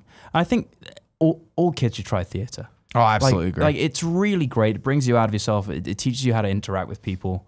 You know, I'll never forget the when I had done like I think it was senior year We walked around. I always talk about how my high school was very, very weird because everyone kind of got along. Like there were fights here and there, but like it wasn't and maybe this was just my perception going in, having watched every 80s movie about the stereotypical roles of the nerd, the jock, the preppy girl, whatever. But I just always assumed high school was supposed to be a bunch of cliques of people like hating each other and fucking with each other. And we just had this weird melting pot of a lot of crossover. And I'll never forget like the quarterback that year. When I was a senior, he was a Johnny junior. touchdown. I forgot the guy's name. I'd love to give him a shout out. He was a really nice guy, but he was a talented quarterback. But I'd always just had my perception of him, and I remember he came up and gave me a compliment. He was like, "Hey man, I really like we saw the play, which of course in high school your play runs from like one Friday Saturday and then Friday Saturday then it's done." Yeah. So I was like, "Oh man, you really like kind of you actually came. That was great." And he was like, "Yeah, I just thought it was cool." And like some of the guys with him were like, "Yeah, we liked it," and walked off. And I'm like, I'm like, that's not the way it's supposed to be. You're supposed to want to beat my ass. Yeah. And like, You get mad at him. and he actually, I remember like having this weird moment where he was like, "Yeah, I've always kind of wanted to do that," and I think I was just like, "You should." And then the next year, I had graduated, and I went back because I was still dating a girl that was there. She was a senior, and he was in the play. That's awesome. Yeah, he ended up going in like and auditioning for it. Brad Pitt. Oh my Yeah, god. and that man's name And was now- Steven That Seagal. Andy Serkis. It all makes sense. That's awesome. One of my first jobs in the industry was working for Andy Serkis. Really? Yeah, I worked as a runner at his studio called The Imaginarium. Really? Really? Is he a cool dude? Yeah. What the best boss ever? Okay. Couldn't Should I ask for a stop nicer talking guy. shit about him? Is that what you're telling me? He told you in my interview to stop talking shit about him. That makes me want to talk more shit about him. I know. That's what I'm talking about. You're building up to quite the feud for Kind of Funny Life prom, I guess. Kind of prom. That's gonna be He's great. coming to prom in the gorilla suit. That's great. We got a gorilla suit. I want to get to other topics, of course. Of course. But I want to ask you one thing. Do you fall into the same camp I always talk about on this show? Whereas, and I always say it, if they ever just like let me be Superboy in something, if I ever did that or whatever, right? Like I would just do it at scale for the rest of my life to own that character. It's even more different for you, right? Because Seg, like, obviously Superman, a grandfather, Jor-El had a dad, but like it's not a character that's been explored in depth. Yeah, not at all. Like, do you feel complete ownership over this character, and would you love to do stuff with him in Lego games and weird stuff like that? Absolutely. Yeah. That would be so awesome. Okay. I one of the first people I talked to at the WBTV party at Comic-Con was I introduced myself to Sam Register, who does all of the animation. And I was like, I would love to work with you guys. Yeah. Like, for me, I think Seg's an awesome character, and I feel so happy to be originating a character because very often in these things you are stepping into a role. But I think it'd be really awesome to voice Superman or Connor Kent. They're making a Death of Superman movie. Yeah, It'd be they are. awesome to play Connor Kent in that. Just saying. Put it out there. Putting it Yeah. out in the universe. And when they announced that, I was like, you already did this. Why are you doing it again? And then Yeah. like, we're doing Reign of the Superman. I was like, oh, okay. Oh, awesome. yeah. Yeah, totally. Yeah. I'm Maybe so this in. one won't be the weird one. Remember this movie where it's like, did you watch Death of No. Superman, the animated movie? I was like, wait a minute, they're doing Death of Superman live action? It's got this. It's like, oh man, they're doing this cool. Oh, and it was a big deal at the time that like Lois and Superman were getting it on. They were actually having. You're like, oh wow, cool. They've made it adult. But then Lois and Superman were having like a relationship, but he hadn't told her he was Clark. He was Clark. Yeah. And so she was working with Clark, and you're like, what? Like, wait, what? That is a little bit weird. that's super You might weird. think there was a trust barrier there that Yeah, a little bit, may right? be broken. But like she knew. Yeah, Like kinda, she was like, and she was just really just waiting for him to tell her. yeah. You know, I love those animated movies. Oh, yeah, they They're are. so good. Here's your audition here. Then you have to do the American accent, Give them right? sides. Do you have to do the American accent if you were to do Connor? Yeah, sure. It's flawless. Do you see it? Yeah. You didn't even see it I happen, know, did it you? just happens. He is. I heard it. My dad's from Boston, so that's not a problem for me. Now say Ireland and just say it with the Irish accent like you did last time. Ireland. Do you see that? Yeah, when you were talking about Amy Ireland, the Gills Irish just definitely melted. came through. Because I She had to do just melted. dialect class in a room full of Irish people, and the first thing they will tell you is it's not Ireland, it's not Ireland, it's Ireland. Ireland. AR. Just like garlic. Just like garlic. Just They're like right. garlic. Exactly They're like right. that. Nick, Yes. I want to know your topic, but Yes. I'm going to get up real quick to get a prop. Okay. Just to implant for future generations Got it. another role we're Go calling get for the Cam. shovel. Okay. No, it's a real prop. What's funny is he asked you for the shovel, which I assume is some sort of thing. That's a saying. He could have just taken the shovel himself. It's an imaginary shovel. That's all I'm saying. It's the biggest compliment I've ever been given Okay. in my Well, you're entire dressed life. exactly like the Nathan Drake statue, so it needed to be called out. The Henley. Yeah. You got the holy hair shit. going That on. is pretty impressive. I love it.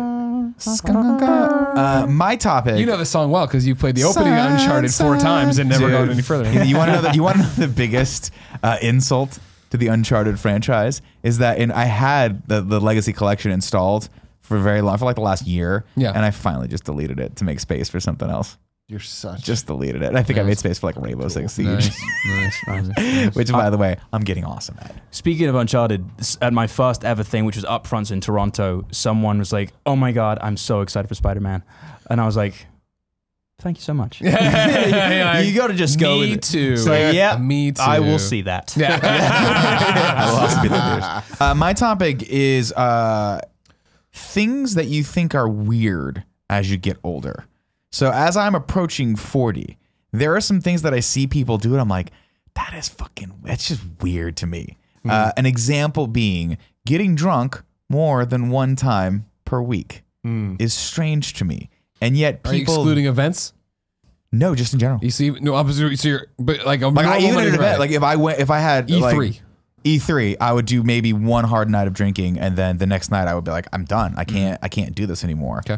I'm not a fucking soldier like you are, where you go hard for 5 days straight. I gotta keep this company afloat, and that means getting out there, talking to people, greasing some wheels. Every day. Greasing wheels, greasing palms. You know what I mean? Greasing wheels, greasing palms, greasing hair. Yeah. Hair grease. Keep greasing. Just grease What else you everything. got? What, Grease the what back. else gets greased? We're out of Grease grease. the back of your shoes. No, it is. It's one of those things I think about where I look back and I'm like, wow, they're just, I've lived on this planet probably half my life at this point, hopefully, God willing. And wow. Just want to take myself out before 80. Just want to be done. Because you don't want to be old. You don't want to be old. Yeah, give it to me. Where were you living the other half of your life if not on this planet? No, I mean, like I've lived half my life already. I understand. I'm gonna live another 40 years. When we were with you, moment to way you moment said sentence it. structure was like, I've lived Half of my life on this planet. I'm going to Mars. Peace. Where's the other half? a little planet called Krypton. Maybe you guys have heard of it. I don't know. What are you guys' thoughts on this? Do you ever turn back and look and see like, hey, these are things I just don't do anymore? Well, sure, but I think that's just, I don't get hung up on, being 40 or getting closer on 40. I'm 35 this year. Just a month, everybody. Get your birthday gifts ready. P.O. Box 2275. No, I don't remember anymore. 22751. You're not gonna get all It's on those the Twitch cool page. It's on the Twitch Uncharted page. statues. April 27th. April 5th. Look at us. Now, are you still a And look tourist? so alike. I know, It's right? so Yeah. weird. I know, right? I can play Did you Drake guys too, switch but I need seats? to. Gemini. Stop playing this joke on me. I think it happens with every age where you look back at something that you've done in your past. And you're like, oh, that's a weird thing. Why would we do that? I think about I was talking to somebody recently about when we were young and at IGN and we were like going to Eddie Rickenbacher's every night, me and Chris Ostertag and stuff. God. You know what I mean? Oh, dude, happy hour was a thing. Oh, yeah, that's a happy thing that's hour not a is a big thing for me anymore. Yeah. Happy hour means it's time I get to go home. Yeah. Yeah. Yours always out of here as fast as possible. I love this place. I love it to death. I don't want it to get old. That's why I like. Well, I don't even mean out of here. I just mean, yeah, I guess out of here is what I No, mean. that's what you I do meant. mean. I guess. Actually. No, but that's the thing. I mean, we're a different story because we spend so much time together outside of work because of work or because of other things that we're doing. Like, obviously, we're going on a trip at the end of this week.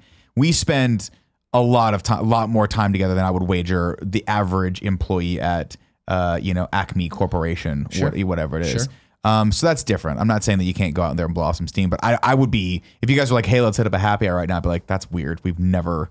I said that the You other thought day, about though. it. It's The true. other day, I That's don't true. know if you were here, Tim. And it came, wasn't. you for sure weren't. No, I don't I was know. saying, you know what I was thinking the other night? There's something we should do is we should go to a happy hour as an office.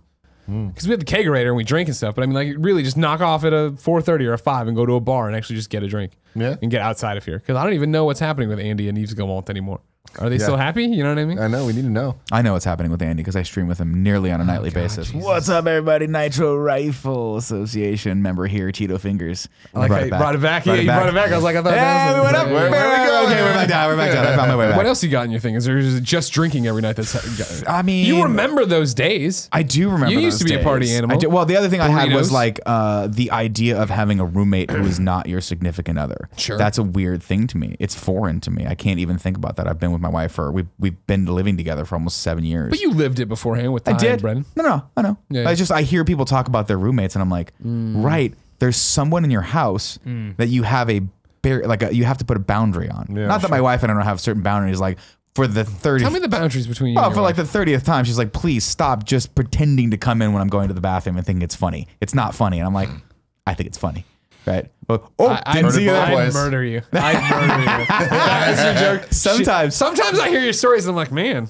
Oh shit! he's a ball buster. But Dude. that I would fucking get off the toilet, poop still hanging out of my ass, and beat shit down. Oh my god! No. To be a dick about it, sometimes I don't know why. I think it's because I'm the second child, so there's always a part of me that's like, hey, don't forget about me. Like, hey, I know, like my brother's totally the firstborn. Where Nick he's like, Scarpino. just fucking shut up and go away. I always wanted to hang out with him. So there's a part of me that always wants to be hanging out with everyone around me, my wife included. And sometimes she'll be like having a moment to herself, even if it's in the bedroom. And I'll go up and I don't know why I think this is funny, but I'll like scratch at the door, like just annoyingly like a pet. And she's Oh like, my God, why dude. do you do it? It's not endearing. It doesn't make me like you more. If anything, it has the opposite effect. I make myself laugh. And as we've established, I'm the most important person in my world anyway. So. But that is such a Nick thing to do. Something else that you do that I just fucking love. Not to hijack your topic and turn this into things it's about a Nick thought that are starter. ridiculous. Every time you're in the bathroom, you do here, which is a lot. Once a day at least. You do it. Oh my God, it's fuck way you. more than once a day. Like you occupy that thing for like half your life. So you're in there, and it'll just be like you're doing your thing, and it's like it's a pretty small place, so like you can hear things that are happening in there, whatever. But you take advantage of that, and you'll just sit there. You'll be in there for 5 minutes, and then all of a sudden you'll just start fucking singing a song. And it's like, I know you're singing or you're whistling or you're doing some whatever. And I'm like, you're doing this for everyone else. It's your benefit. But then Kevin, when he does that one. and it's just like, you're just doing it. And then I'm like convinced that you're in there way longer than you need to be just to keep doing it. And it's like, you don't know if all of us have headphones on and aren't paying attention doesn't at all. matter. You're still doing it though. And then I hear you laugh to yourself. And it's that laugh. What I like to do is I like to throw out not a loud Kevin. You did it wrong. I like to just do a little Kevin. But it gets louder. Because it's that thing of, no one can ignore it. Yeah. You start in, and if you don't immediately get the reaction you want, you will amplify and, just probably Just hang out on the keep toilet going. longer. Yeah, you're a monster. You guys are I always appreciate such it. good sports about it, though. One of the Even- most offensive things you've ever said is at least once a day. What? You're in there what? at least 3 times I a day. pee a lot. But when I don't assume when even you know. say you're in there 3 times a day that you think I'm shitting in there 3 times a day. I don't I'm even not. know I what you're shit doing once a in day. Sometimes there's a little left in there. I got to go back for a second round. That's it. I pee a lot because I drink a lot of water and a lot of coffee. Caffeine being a diuretic makes you pee a lot. I'm also on a ketogenic diet, which makes your body hold less water. Did I look this up just for this one time that we were going to talk about this? Sure did. I'm sure you know so many things about the ketogenic diet. I do. Yeah. I like to pee. The pee. problem is I'm always in there after my show after I read subs, and it's right when you have to get into the bathroom. So I always hear this. Oh, Well, it's because there was one day where you tried to reverse it. He's like, you were like, oh, if someone's coming off a show, the bathroom should be vacant for them. I'm like, no, that means someone's about to go on a show. It means that that person should get I'm priority. saying and go. you had 45 minutes minimum. Listen, you could have shit during that time Here's period. Nick's thing, right? Minimum 45 And minutes. I'm sorry I have to be here for this drama, Cam. No, it's wonderful. He saunters in here, gets distracted by a YouTube trailer for a while. Then he's just fucking around on his phone texting somebody. Then he talks to Tim for about bullshit. And then about 10:40, 10:45, he's like, I gotta get some fucking links for this fucking show I'm about to do. Gets those knocked out in literally a minute and a half, then goes into his office, shuts the door. Kevin comes by, he's like, all right, guys, time to get on set. And it's That is every morning. And then Kevin will come back and be like, all right, it's 10:53. He needs to be on set. Then he'll finally get on there. Meanwhile, I'm working. I'm over there cracking rocks. All right, I'm there. yeah, I'm reading you're doing Jason hard Schreier labor. stories. You're doing I'm hard labor. getting some stuff. I got Andrew Renee in there asking questions. Jared Petty, yak while eating a giant piece of ham. I deserve the bathroom when I need it before the show. Beyond a shadow of a doubt, you do. Your show, Kind of Funny Games Daily, is infinitely harder to do than the morning show, but also less fun. It's true. We don't have anything coming from the ceiling and stuff like that. That's true. No. I mean, this is the thing where I think this problem could be solved when and if we get a bigger office. Sure. We have to have a second bathroom. Right. It's gonna have to have a second bathroom. Right. Because Well, I just feel imagine like if we get the boys and girls rooms. You know what I mean? No, And we're not doing Joey's that. got her own room. we're doing all gender bathrooms at our next place. Like Ally McBeal. Yeah, 100%. God have. I love Joey to death. She God does- have mercy on any female who comes in there. Oh, dude, when I you and I are look, going to town look. on those toilets. First off, Any big human being, I advocate guess. of equality. B, Joey is the only female that works. It would be a waste about of a Angela? bathroom. She's here once a day, once a week, once or twice Twice a a week. week. Yeah. And she, I don't, you know, she doesn't go to the bathroom here. She's disgusted by us. It's true, actually. I don't know if I've ever seen Andrea use this bathroom. Why would she? Check the camera feeds. I haven't seen Andrea actually touch any surfaces here, let alone go to the bathroom. She comes She just on, sits she's and got hovers like everywhere. gloves she takes off. Like she doesn't want to have fake handshakes with you. She doesn't have to make contact. Yeah. I don't know that I have any good answers for you. No? Yeah, I Nothing? mean, like the roommate thing, I guess, but like I also, you know, I lived with my mom and brother for a very long time, and then there was like maybe like a 9-month period where I had roommates, and yeah, I guess it's hard to imagine going back to that. No, I'm not saying it's bad to have roommates, by the way. I had roommates for a very, very long time. A lot of people have to. It's difficult to me at this point in my life to think, wow, that's like that's something people still like people still do. They do that. And I think it's smart. Again, if I were living by myself in the 20s, that would be weird. So you had to do it. But I don't know. I look back. I mean, I hang out with a lot of comics, and so they do a lot of things that I'm like, I don't know if I approve of drinking beers every single night that you go to an open mic just to. Are you the dad of the comics? You strike me as the dad. Oh my God, yes. Yeah. It's hilarious because now the bartenders at the clubs are learning me. Like they're learning my name and they're learning kind of what I want.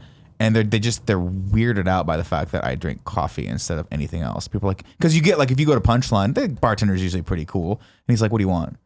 You want a beer or something? And I was like, no, man, just a cup of coffee. He's like, it's on me, man. Don't worry about it. I was like, no, still coffee. And he's like, I don't get that. I don't understand. Dude, I make terrible coffee. But for me, I just like alcohol. Like a lot of that. Like another thing that's weird to me is people smoke still.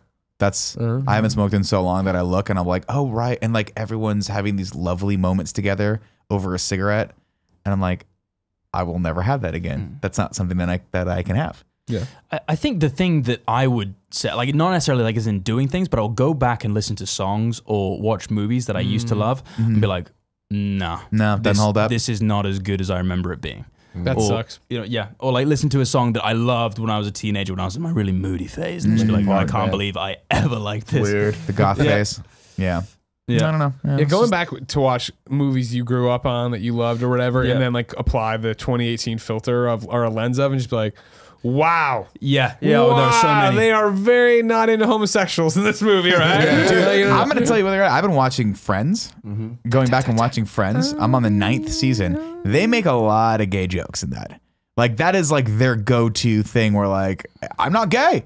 Like, and you say it and they say it and you're like, man, that wasn't that long ago. Yeah. That was like 2003, 2004 when that show ended. And that was like, I can't even imagine a show using the word gay in that capacity as sort of like a weaponized insult towards someone else. Very weird. Very, very weird. Yeah, I don't know. That show, by the way, needed to wrap up right around the 9th season. I think it went 10 seasons. So I'm like, I'm just now at this point sticking in it. Season 9's where they should have wrapped. Oh no, probably season 7. But what's up, Andy? Andy Cortez, everybody. Hey, what I miss? Oh, what? We're doing Game Over Greggy show. You're still doing it? Yeah. Cool, man. I actually have to go. I have a call right now. But do you want to step in for me? Do you want to bring? My topic was things that you think are weird when you hit 40. Don't worry, you can do your own topic. You don't have to do his topic. Things to do when you're 40? Yeah, things to do when you're 40. Okay. Honeymoons or Why don't you sit here? Sit here. Okay. And I'll be right back. I'll back it on now. things to do when you're 40. Go to casinos. Sure. Andy, what? Give me here. I'm gonna. Here's what we did. That was his topic, right? Right. I just fucking one shot at the driver. The car's careening off the ledge. What I want to know is right now, what is Andy Cortez at 40? Pitch me. Where are you living? What are you doing? what am I doing at 40? Yeah. Oh man, I'm still out there working for NBA teams, like working out. Show them like, hey, yes, I'm short. I still got the quickness though. Sure. I'm serviceable. You got heart. You could still, yes, I've got the heart. That's what matters, heart and family. And you could you could put me in there at any moment, and I just 3-pointers. Wow. Okay. Nothing but net. Nothing but that, dude. And they don't see the value and the worth in a 40-year-old 3-point shooter who's 5'7". They don't. But bullshit. they would definitely. Every team would sleep on you.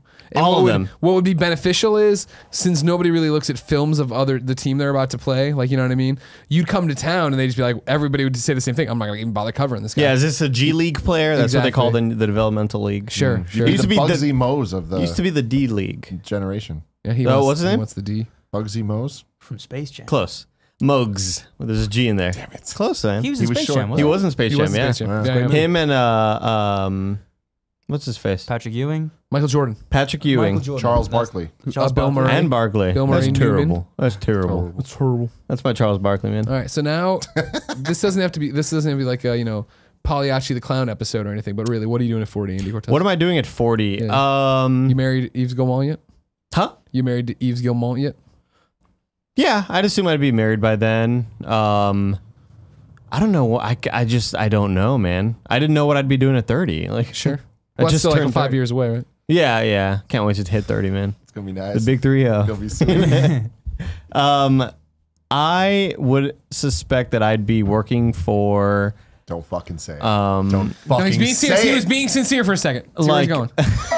it wasn't. I was gonna say, I'd hope that like all the stars align and finally like I got the call and it's Adam Kovic on the line and he's Time to like, bring you up from the D League. Too long. Your party mode for Uncharted reboot was I great. have no idea because it's like I think about what we do and I think that like wherever I am at that point in time, I think that what I'm doing is not sustainable for whatever reason. When I was in game development and I would see all these like talks on how they're creating models from photo-based stuff, and I'm just like, I'm gonna be out of a job in like 2 years. Like this is bullshit. So for some reason, I always think that like that I'm gonna be done immediately for whatever reason. So like right now, I love what I'm doing right now, but Nick's gonna say something. are people gonna watch Let's Plays in 2 years? Like that's how my mind we can thinks. adapt. That's the beauty of what we Sure, do. yeah. We can just do But, whatever like, the fuck still- we want. Andy's gonna adapt right out the door into a new job. Sure, but like 6 years ago, all these like new ways of creating 3D models are coming out, and that my mindset back then was like, "Fuck, we're gonna be out of job." And like, 6 years later, Those jobs it's are still the still same there. shit. Yeah, like I Yeah. don't know. My mind's just weird that way. I'm just always thinking about the worst. Shark attacks. They are the worst. How do we protect them? The sharks. Yeah, How do we allow them to do the attacks? Yeah, I mean, we need to make it easier. How do we Yeah. protect the It's a attacks? food source for them. yeah, exactly. We need to allow them and just If you got attacked by a Bro, shark, shark attack. Andy if Cortez. you got attacked by a shark, it's like, well, it's nature. Hey, just let it run its course. Hey, It's a if life. somebody walked into my house, I'd bite him on the ankle. That is your number one attack. Yeah. Roll out of the bed, bite Yeah. him on the Fucking ankle. ankle And then bite. just spin. Spin him around. Well, that's you know? almost like a crocodile attack. Right. Yeah, they do the they They grab and pull it under. Yeah. Those videos are fucking horrifying, man. Of those like alligators or crocodiles. I don't know the fucking difference. Crocodiles grabbing- have the skinny snout. Alligators have the white snout. whatever the ones that grab the fucking elk and just pull them into the water. Yo, It's yeah. like, what the fuck? That's got to be the worst way to go. Yeah, man. I'm just an elk. I'm just chilling near the water. Man, they're like done. they're like You're dinosaurs. Alligators? At the end of the day, Oh, yeah. At the end of the day, full they on are, yeah. monsters. it's crazy. Them and Komodo dragons. Yes. Watching Planet Earth 2, love that stuff. And I'm like, what are you doing? Why am I going to John Gruden? I'll tell you what, man. Why are those damn Komodo dragons always just sitting there and they chill? They look at the camera and they go, and just fucking snot goes Yeah. everywhere. Gross. Like, you nasty It's fuckers. like the athletes on the side of NFL games where they're like they do the snot. They gotta rockets. breathe. I understand that. Speaking It's probably the same way for the Komodo dragon. Really good snot rocket in Hateful Eight. The girl. Yeah, she did. Yeah. Okay. Remember that sure, part? that was fine. That was Remember good. that I'll take part. that. I'll take that. My see- girlfriend's Australian, so she lives in a place exactly. Yeah, mate. You nailed it. Yeah, mate. Australian, mate. And she lives in a place where there are these saltwater crocs and snakes and spiders and these things like eat. Wait, she lives in Australia still? She comes from that. Oh, okay, she okay. lives in London now, but she comes from like her brother used to throw brown snakes at her, and brown snakes are like the throwing snakes. third most poisonous snake in the world. Just used to throw them at her for fun because that's what they But did. why would anybody And- want to pick one? But here's the thing: is like these things have enough venom in one bite to kill like 5 full 3 grown men, elephants, yeah. and it's just like these things eat mice. Dude, Why? snakes are fucked up too. Why Because eat snakes that eat the bigger poisonous? things than you see them inside the snake. Yeah. Yeah, That's just fucked up. it's messed up. Scary, like but they don't need to be that poisonous. They're just eating mice. Right. It's excessive. It seems excessive to me. Right. Like you would think that at some point nature would, Dial it would, back. would dial it back. Evolution would de-evolutionize them. Yeah. Let them grow some hands. Just crawling around. 2 hands. And I guess I left off the arms. Yeah, somebody the other day, Oh no. Oh no. as you're about to walk into a headline I saw somewhere with nothing, no, yeah, I shouldn't even say it. I don't even know. Let me hear it. It was something to the effect of We can Google it. some, go ahead and Google this, Kev. Some monkey or ape or gorilla They're like a group of them Walking on his feet. Right? That one? No, had evolved to using like the Stone Age. Like they were using stone, like they were using stones and shit. Interesting. But again, like I said, they can Walking on his feet. they can use sign language too. So we have a whole bunch of Because problems. there's a video of the gorilla who's didn't want to get its hands wet because it just rained in the zoo. Yeah. So it was just like walking on its back legs, and it would do that everywhere because it didn't want to fucking nut cracking monkeys. show human-like skills. Is this what you're talking No, about? it was from. It's a new thing. That's from 2013. Maybe these are the monkeys. They're continuing on their evolutionary path. They're still I'm going. getting there. Yeah, They're yeah, doing man. DDR and stuff. Just enjoying himself. Cam, do you want to talk about anything? We brought you on and pinned you down about all the Krypton stuff, but Gosh. you're actually a fan, I guess. You know what the show is. I am, yeah. Like, Usually bring somebody here. Nolan North. They've never heard of this place. They don't know what they're doing. no, it's awesome to be here. Thank you guys so much for having me. Gosh, what would you guys like to talk about? I should have prepared. I'm No, sorry. I was just making sure. I mean, Yeah. we're winding down. I was just making. Tim, do you have a topic? Do you have anything you want to talk about? Oh, no, I thought your topics were good. Yeah, okay. Thank you very much. Here we go. This one from 2018. Yeah, monkeys use tools to crack nuts, shuck oysters, says researchers. Okay. So this isn't as in your face as the title I'm I not was as seeing. impressed. I'm ready for a monkey to talk or something. Yeah, I've seen monkeys fucking ride motorcycles and shit. You know what I mean? Exactly. I feel is nothing. You're like we don't tools. spend enough time really talking about to the monkeys? ones who but like really talking about the fact that they can communicate, Yeah. that they know sign language, that they can speak to us. It would like why like where are all those studies? Like what are they really talking about? What are I'm they ready to really get one of them in the UN. Government's hiding something, awesome. man. Yeah. What are they People have been hiding? talking to monkeys for years. What do they know? they know What do those something. monkeys Tell me know? what you know. I don't know, dude. Because I always think about like, will we ever get to a point technologically where we understand what these animals are saying to Like each Eliza other? Thornberry shit. Yeah. Like, will we able to? I mean, we kind of already do. Again, you can teach a monkey sign language or gorilla sign language. You figure we know about like when they're calling to each other, like whales or whatever, elephants for that matter. Yeah. I mean, to a point where if you walk into somewhere and not somewhere, obviously, like you're maybe in the Serengeti or something, you don't just walk in there, guys. But like, if you're to walk in there and you see that a lion is like I'm about to fuck you up because you're kind of in my territory. Like, will we ever be able to like Google Translate and be like, we're chilling, man. Hey, my bad. Yeah. Because that's not how they act. The fact that we've had fucking house cats for years and years and years, and these motherfuckers aren't doing typewriters, I don't know. You know what I mean? Like, there's gotta be, they don't know how to use the internet. Right. The sign language thing, though, with the monkeys, I know it's a thing that happens. I don't know much about it. You can talk to the monkeys. Can they Coco. talk to you? Yeah. You teach them, yeah. They can communicate like basically. The video They can talk Coco about how and they Robin feel Williams, and yeah. stuff, which Like is Coco sad when Robin Williams died. Yeah. Yeah, that was so sad. Yeah, very that was sad. horrible. Is that true? Yeah. Yeah, well, the kitten isn't Coco. The monkey No, no, no, isn't but- fucking immortal, right? No, they told Coco that Robin Williams died. No, I'm definitely sure Yeah. that this was the case. I was reading about this. Yeah. But yeah, no, it goes. Coco's in like a rocking chair knitting. Fucking Washington lover. grainy gorilla. They got camera and he's just like, oh, what?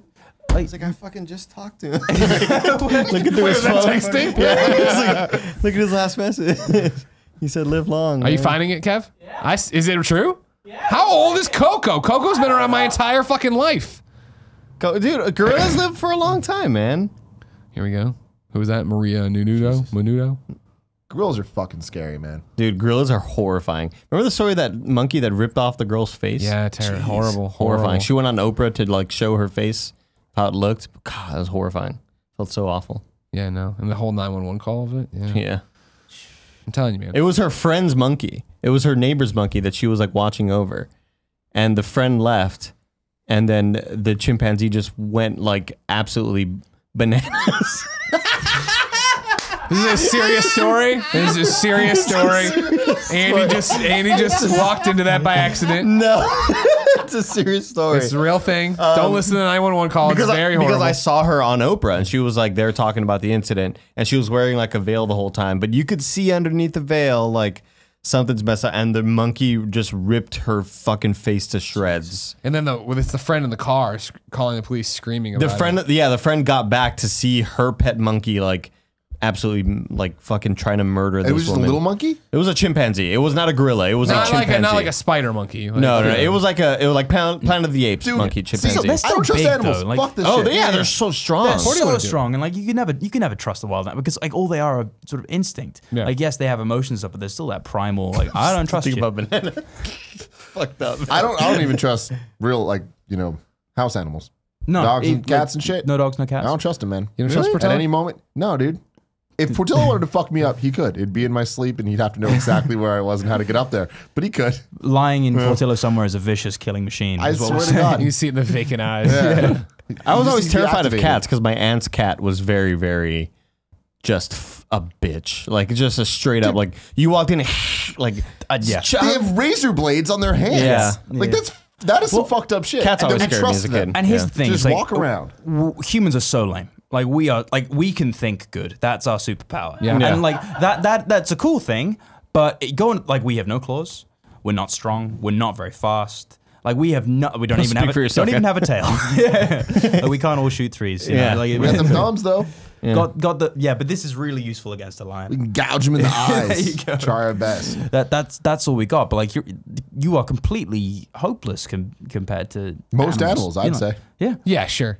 If I an can an- fuck a fish up. Not all fish. No, barracudas. Didn't you guys have a topic? How many raccoons do you think you could take, or something like that? How There was many 5-year-olds, how many but- kittens? There we did 5-year-olds and feral cats. That was Feral it. cats. We never did that topic that kind of went viral over the internet several months ago. That was like, you get your choice of 2, and it was like a group of 6 or 7 things, and it was like, 200 rats, 2 elephants, Oh yeah. like 2 lions, 1 hippo. You know, like it was giving you certain, and it was like pick 2 to protect you from the rest of them. Protect you. Yeah.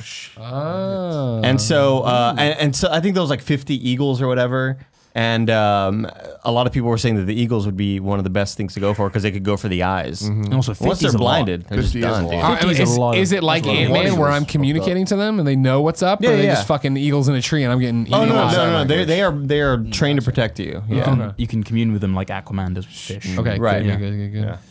Yeah, 50 eagles is a good one because 50 is a large number of eagles. And I think that's the number. I could be way off, but the groups of animals were really like 50 interesting. eagles, 2 lions, or what you just said. Those eagles are gonna win. Yeah, Maybe it it wasn't. would take a long time, but Maybe it was 10 or something. Even with the hippos, right? That's where hippos are the most fucking dangerous animal. in right, the but world. I don't like that many eagles. They're not gonna be that swift. They're We not might gonna- lose 10 of them.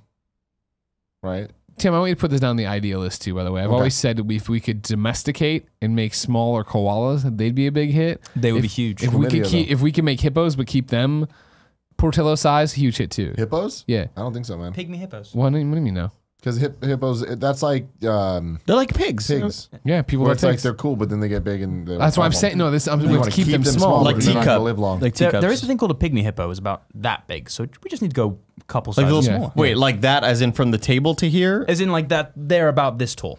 Okay, from the ground. And, yeah, pygmy hippos. Okay. Yeah. Real thing. Fucking hippos are scary, man. They open their mouths. I'm like, I don't trust you. Yeah. Those teeth. Throw I'm the telling big, you, I throw don't the know big there's an animal watermelon I in there. trust. Just throw a watermelon at a hippo. That's what they love, man. They do. Every video I see of a hippo is like has a watermelon in it. chomping on them goddamn watermelons. Somehow. Well, I mean, watermelon is for us as humans like the test.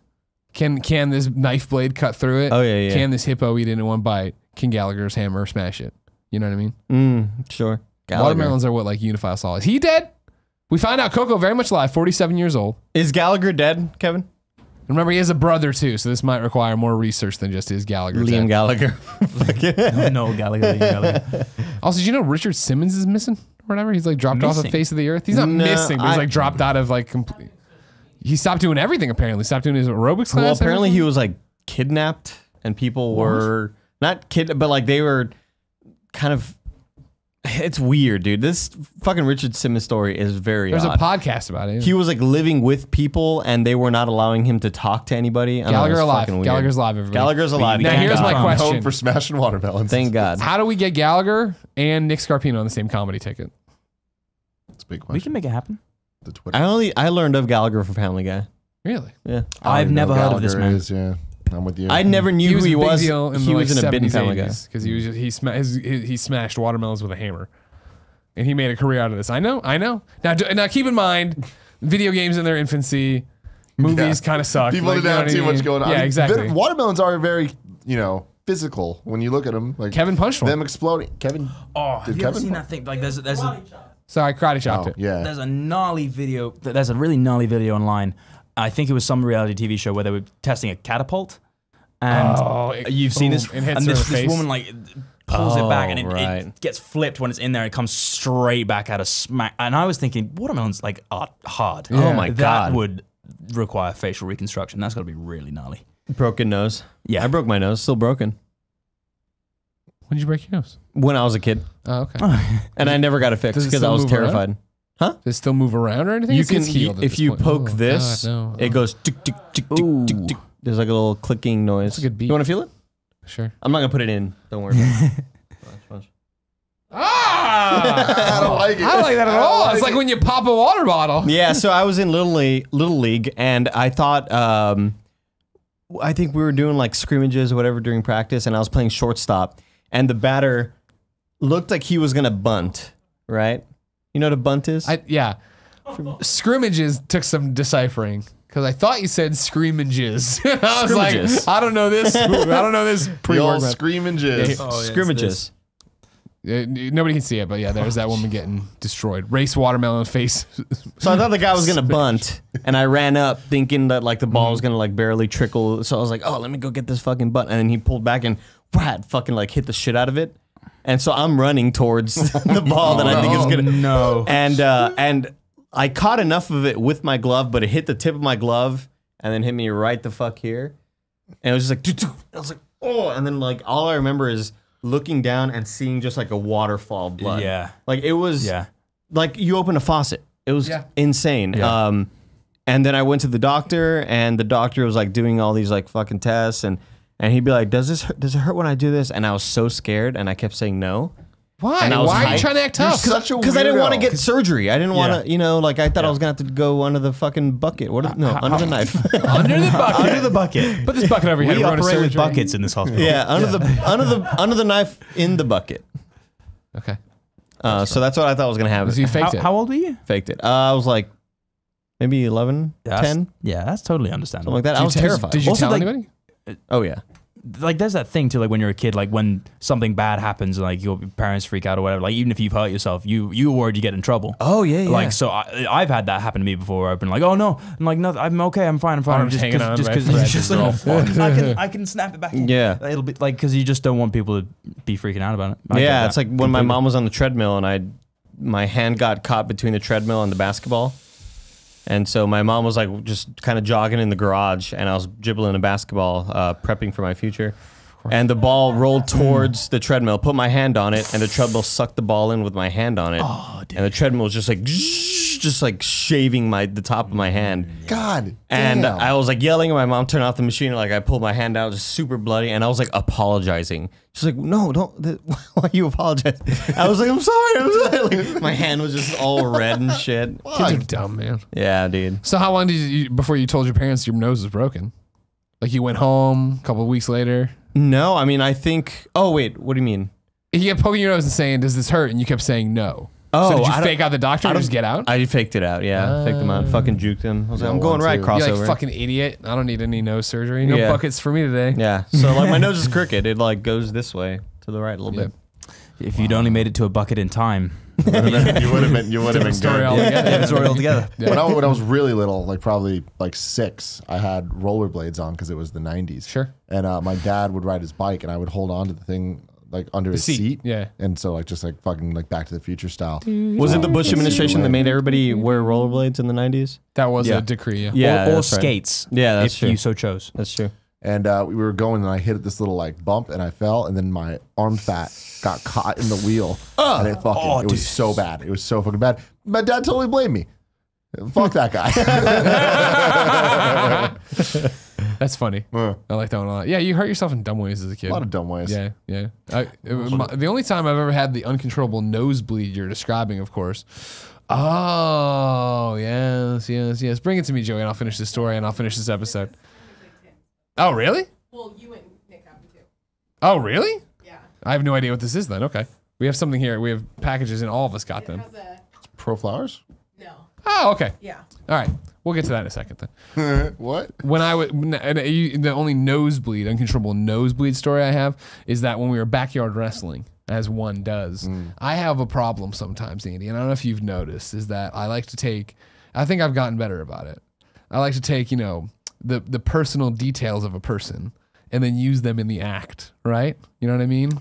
Take things, pull from real life, they say. You let that influence. You were both actors. You understand what I'm saying? of course. Use what you know. And so I did this with Poe. And I might have taken it too far in a promo I was cutting, at which point Poe got really mad at me. He came over and threw me down, and then he was like mad. Like, he didn't throw me down like to try to end the bit I was doing, but then he stumbled and fell, and his entire hip bone came across my nose, and I sat back up, and it was like Undertaker. It was like, like this, nice. and it's like. I'm still like getting up ready to keep going with the promo, and I do that, and everyone flips out because it was the first time somebody had been like really hurt. Like, there was obviously a problem. All the other injuries had been very. You didn't know till the match was over that this guy almost got paralyzed, but at that moment, we all knew it was too much. Different time. I was on the boxing team at Trinity for about 3 minutes because I made the team, and then I told my mom, "Hey, I made the team," and then she's like, "No, you didn't. You're quitting immediately." I was like, fair enough. She's like, you want to be an actor? Maybe you shouldn't break your face. Good call. I was like, That good call, is Mom. definitely a good But call. I did get punched in the face a few times, and your nose bleeds. Like, Yeah, wow. right? When Yeah. you get hit in the face, So we got a box here to finish off the show. One of my brother's friends broke his nose in a tickle fight with another one of his friends. They were 16. tickle fights Wait, get what? hardcore. Cool Greg broke his what? Two of Cool Greg's friends got in a tickle fight. Eh. I suppose I could have helped with you. No, I got it. Oh, I just asked Joey to get Joey a season pass for Far Cry. There's one in here. We'll give it away for some, or not a season pass. Yeah, okay. Got our Far Cry 5 baseball bat, ready to go. Is this what you were expecting? No. Oh, okay. I was going to say that is oddly specific. As a and random. teaser for other kind of funny videos to come, I've ordered something else extremely long. Kevin is the only person in the office who knows, because I looked at a site and I said to Kevin, you remember this on Friday, it was just you and me, I said, Kevin, do you think we need blank for the office and I should use the corporate card for this? And you said yes, and I ordered it. What is it? Kevin's like, I'm not oh. going to tell you. It'll show up one day and you'll know. It's a real bat, though. That is awesome. America's pastime, man. Weird ass shit you get in the video game industry. If you didn't know, ladies and gentlemen, this has been the Game Over Greggy Show. Each and every week, 4, sometimes 5 best friends gather on this table, each bringing a random topic discussion for your amusement. If you like that, head over to patreon.com/kindafunny, where you can get each and every episode early, starting for just $1. But if you have no money to toss our way, no big deal. The entire show posts 1 week after it goes up on Patreon the following Friday on youtube.com/kindafunny. You get all sorts of cool stuff there. Not party mode, but it's on games. People know about it. It's on games, man. People Get know. it. On games, dude. $1. Cameron, Greg, we love you. love you too, man. Thank you so much for coming in. Thank you so much for having me. This has been so awesome. Thank you for being a best friend. Like you've honestly been there for a long, long time. We've seen you for a long, long time. Dude, it's the least I could do. You guys make awesome content. Like, one of the first things I said to you when you hit me up was, what you guys do isn't just kind of funny, it's kind of beautiful. It's really, really important what you guys do. Hey, you celebrate friendship, and that's awesome. That's what it's all about, man. Everybody watch Krypton Wednesday on Sci-Fi. Yes, Wednesday at 10, 9 Central, only on Sci-Fi. And what we didn't talk about in this show, but I love it. It's only 10 episodes. It's 10, 9 Central, yes. Yes, yeah, we do care about Central, yeah. Yes, so, yes, it is only 10 episodes. It's only 10 episodes. Narratively, it's a very tight story. And Yeah. There's a great storytelling there, though. Okay. Well, ladies and gentlemen, until next time, it's been our pleasure to serve you. Whoa. Too far, little man. kiss for Too that. far. We don't have it yet. We have to embed it at Waiting some on point. that copy. But I'm ready to do the points for it if you want. We're doing the points at the end now. All right, then show up that chat. Welcome to the post show for the Game Over What's Greggy up, Show. everybody? Dum, dum, dum. Or beat them up, beat stuff. Give them away, beat them up. There's something else in there too. I didn't know. There's just a message there from Joseph Seed. Yeah, Do you feel Okay. powerless, lost, alone? sure. Sounds That good is to me. why I started the project at Eden's Gate. Amy Gilroy says, great show, guys. Thank you, Amy. Thank you so much. Thanks, Amy. Boone says, "Oh my fucking god!" And Kevin restarts. "Oh my fucking god!" He nailed it so hard I teared up for a flash. Haha! What you guys do isn't kind of funny. It's just kind of funny. It's kind of beautiful. Oh, Amen. Absolutely. Yeah. Mark says it's a great episode. Thank you so much. I will say that there was a lot of talk in the chat about getting Cameron into the bracket. Too late. I know. Next year. Yeah, I've been such a bad I have been in more video games than I have played. This year. I've played one video game and I've been in two. It was bad. It was Okay, bad. what I've been a games bad you? gamer. I am in Steep. Oh yeah. I played one of the writers in Steep. Okay. I played a guy called Billy Romero. He's like, "Whoa, dude, hardcore man, gnarly shredding the gnar," like shit like that. That was awesome. And then I was also in the most recent Need for Speed. Oh wow. Yeah, Awesome, it was dude. awesome. It was fun. I love video games. They're great. They are good. Yeah. they Video are good. games are cool. Breaking news. Video games are cool. Mark says also, Cameron, do you know how we can watch Krypton in the UK? I wish I knew. That's above my pay grade. I know they're working on it, and it will come soon. Does Amazon not sell it over there if it isn't somewhere else? I don't believe so. Maybe check iTunes. I'm not sure, but it's coming. We're all of us in the show are either Brits or Irish, so we definitely want it to come out. Yeah, there, well, and it definitely will. You filmed, you said, the pilot in Siberia. We filmed the pilot in Serbia, Serbia, Yeah, my yeah, apologies, yeah. sorry. Duh. and but the show is in Belfast in Northern Ireland. Right, yeah, because when you were doing it, I was like, ooh, maybe I'm going to try to grease the wheels and come over. Like, I'm like, that's not anywhere I thought you'd be at all. when you started talking about that, I was like, I thought LA or Vancouver, but okay. No, there's so much films with that, but they wanted it to look a little different. Like we have a purpose-built studio there. Wow, it's that's awesome. Yeah, That's because really cool. the whole show's real. Yeah, everything you see except for the cityscapes are real.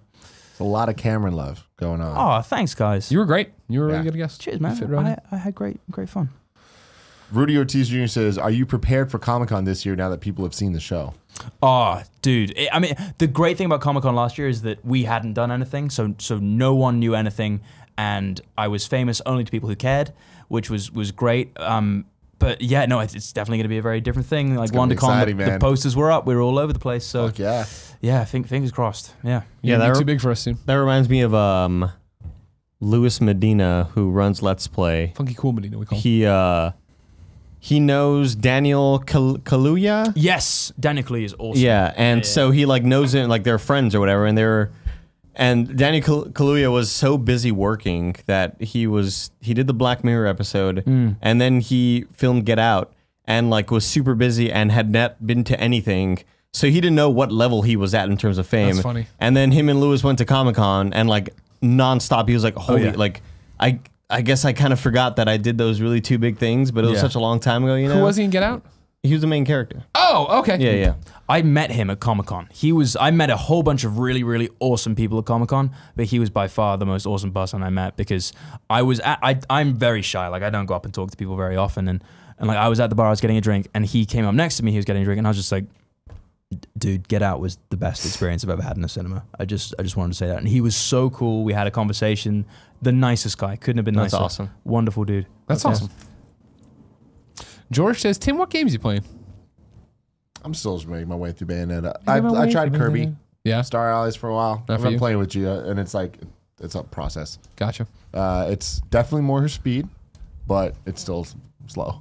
Gotcha. So yeah, I don't know. It's all right, but I wonder if it'd be good for party mode. Like that's the one question I have because the 4-player chaos, like some of the bosses can be pretty fun working together and doing stuff. We've seen tweets. We've gotten tweets Yeah. from people. Bayonetta's co-op? No, Kirby. Kirby. Kirby Gotcha. Star Oh, Allies. yeah. Bayonetta's not. Otherwise, nothing. Mr. Asman 300 says, will Cameron come to Kind of Funny Prom? I would love to. I need to check out the dates and see what's going on. June But if I 30th. can, if I am free, I will be there. Tickets Hell on sale yeah. tomorrow. Yep, 11 a.m.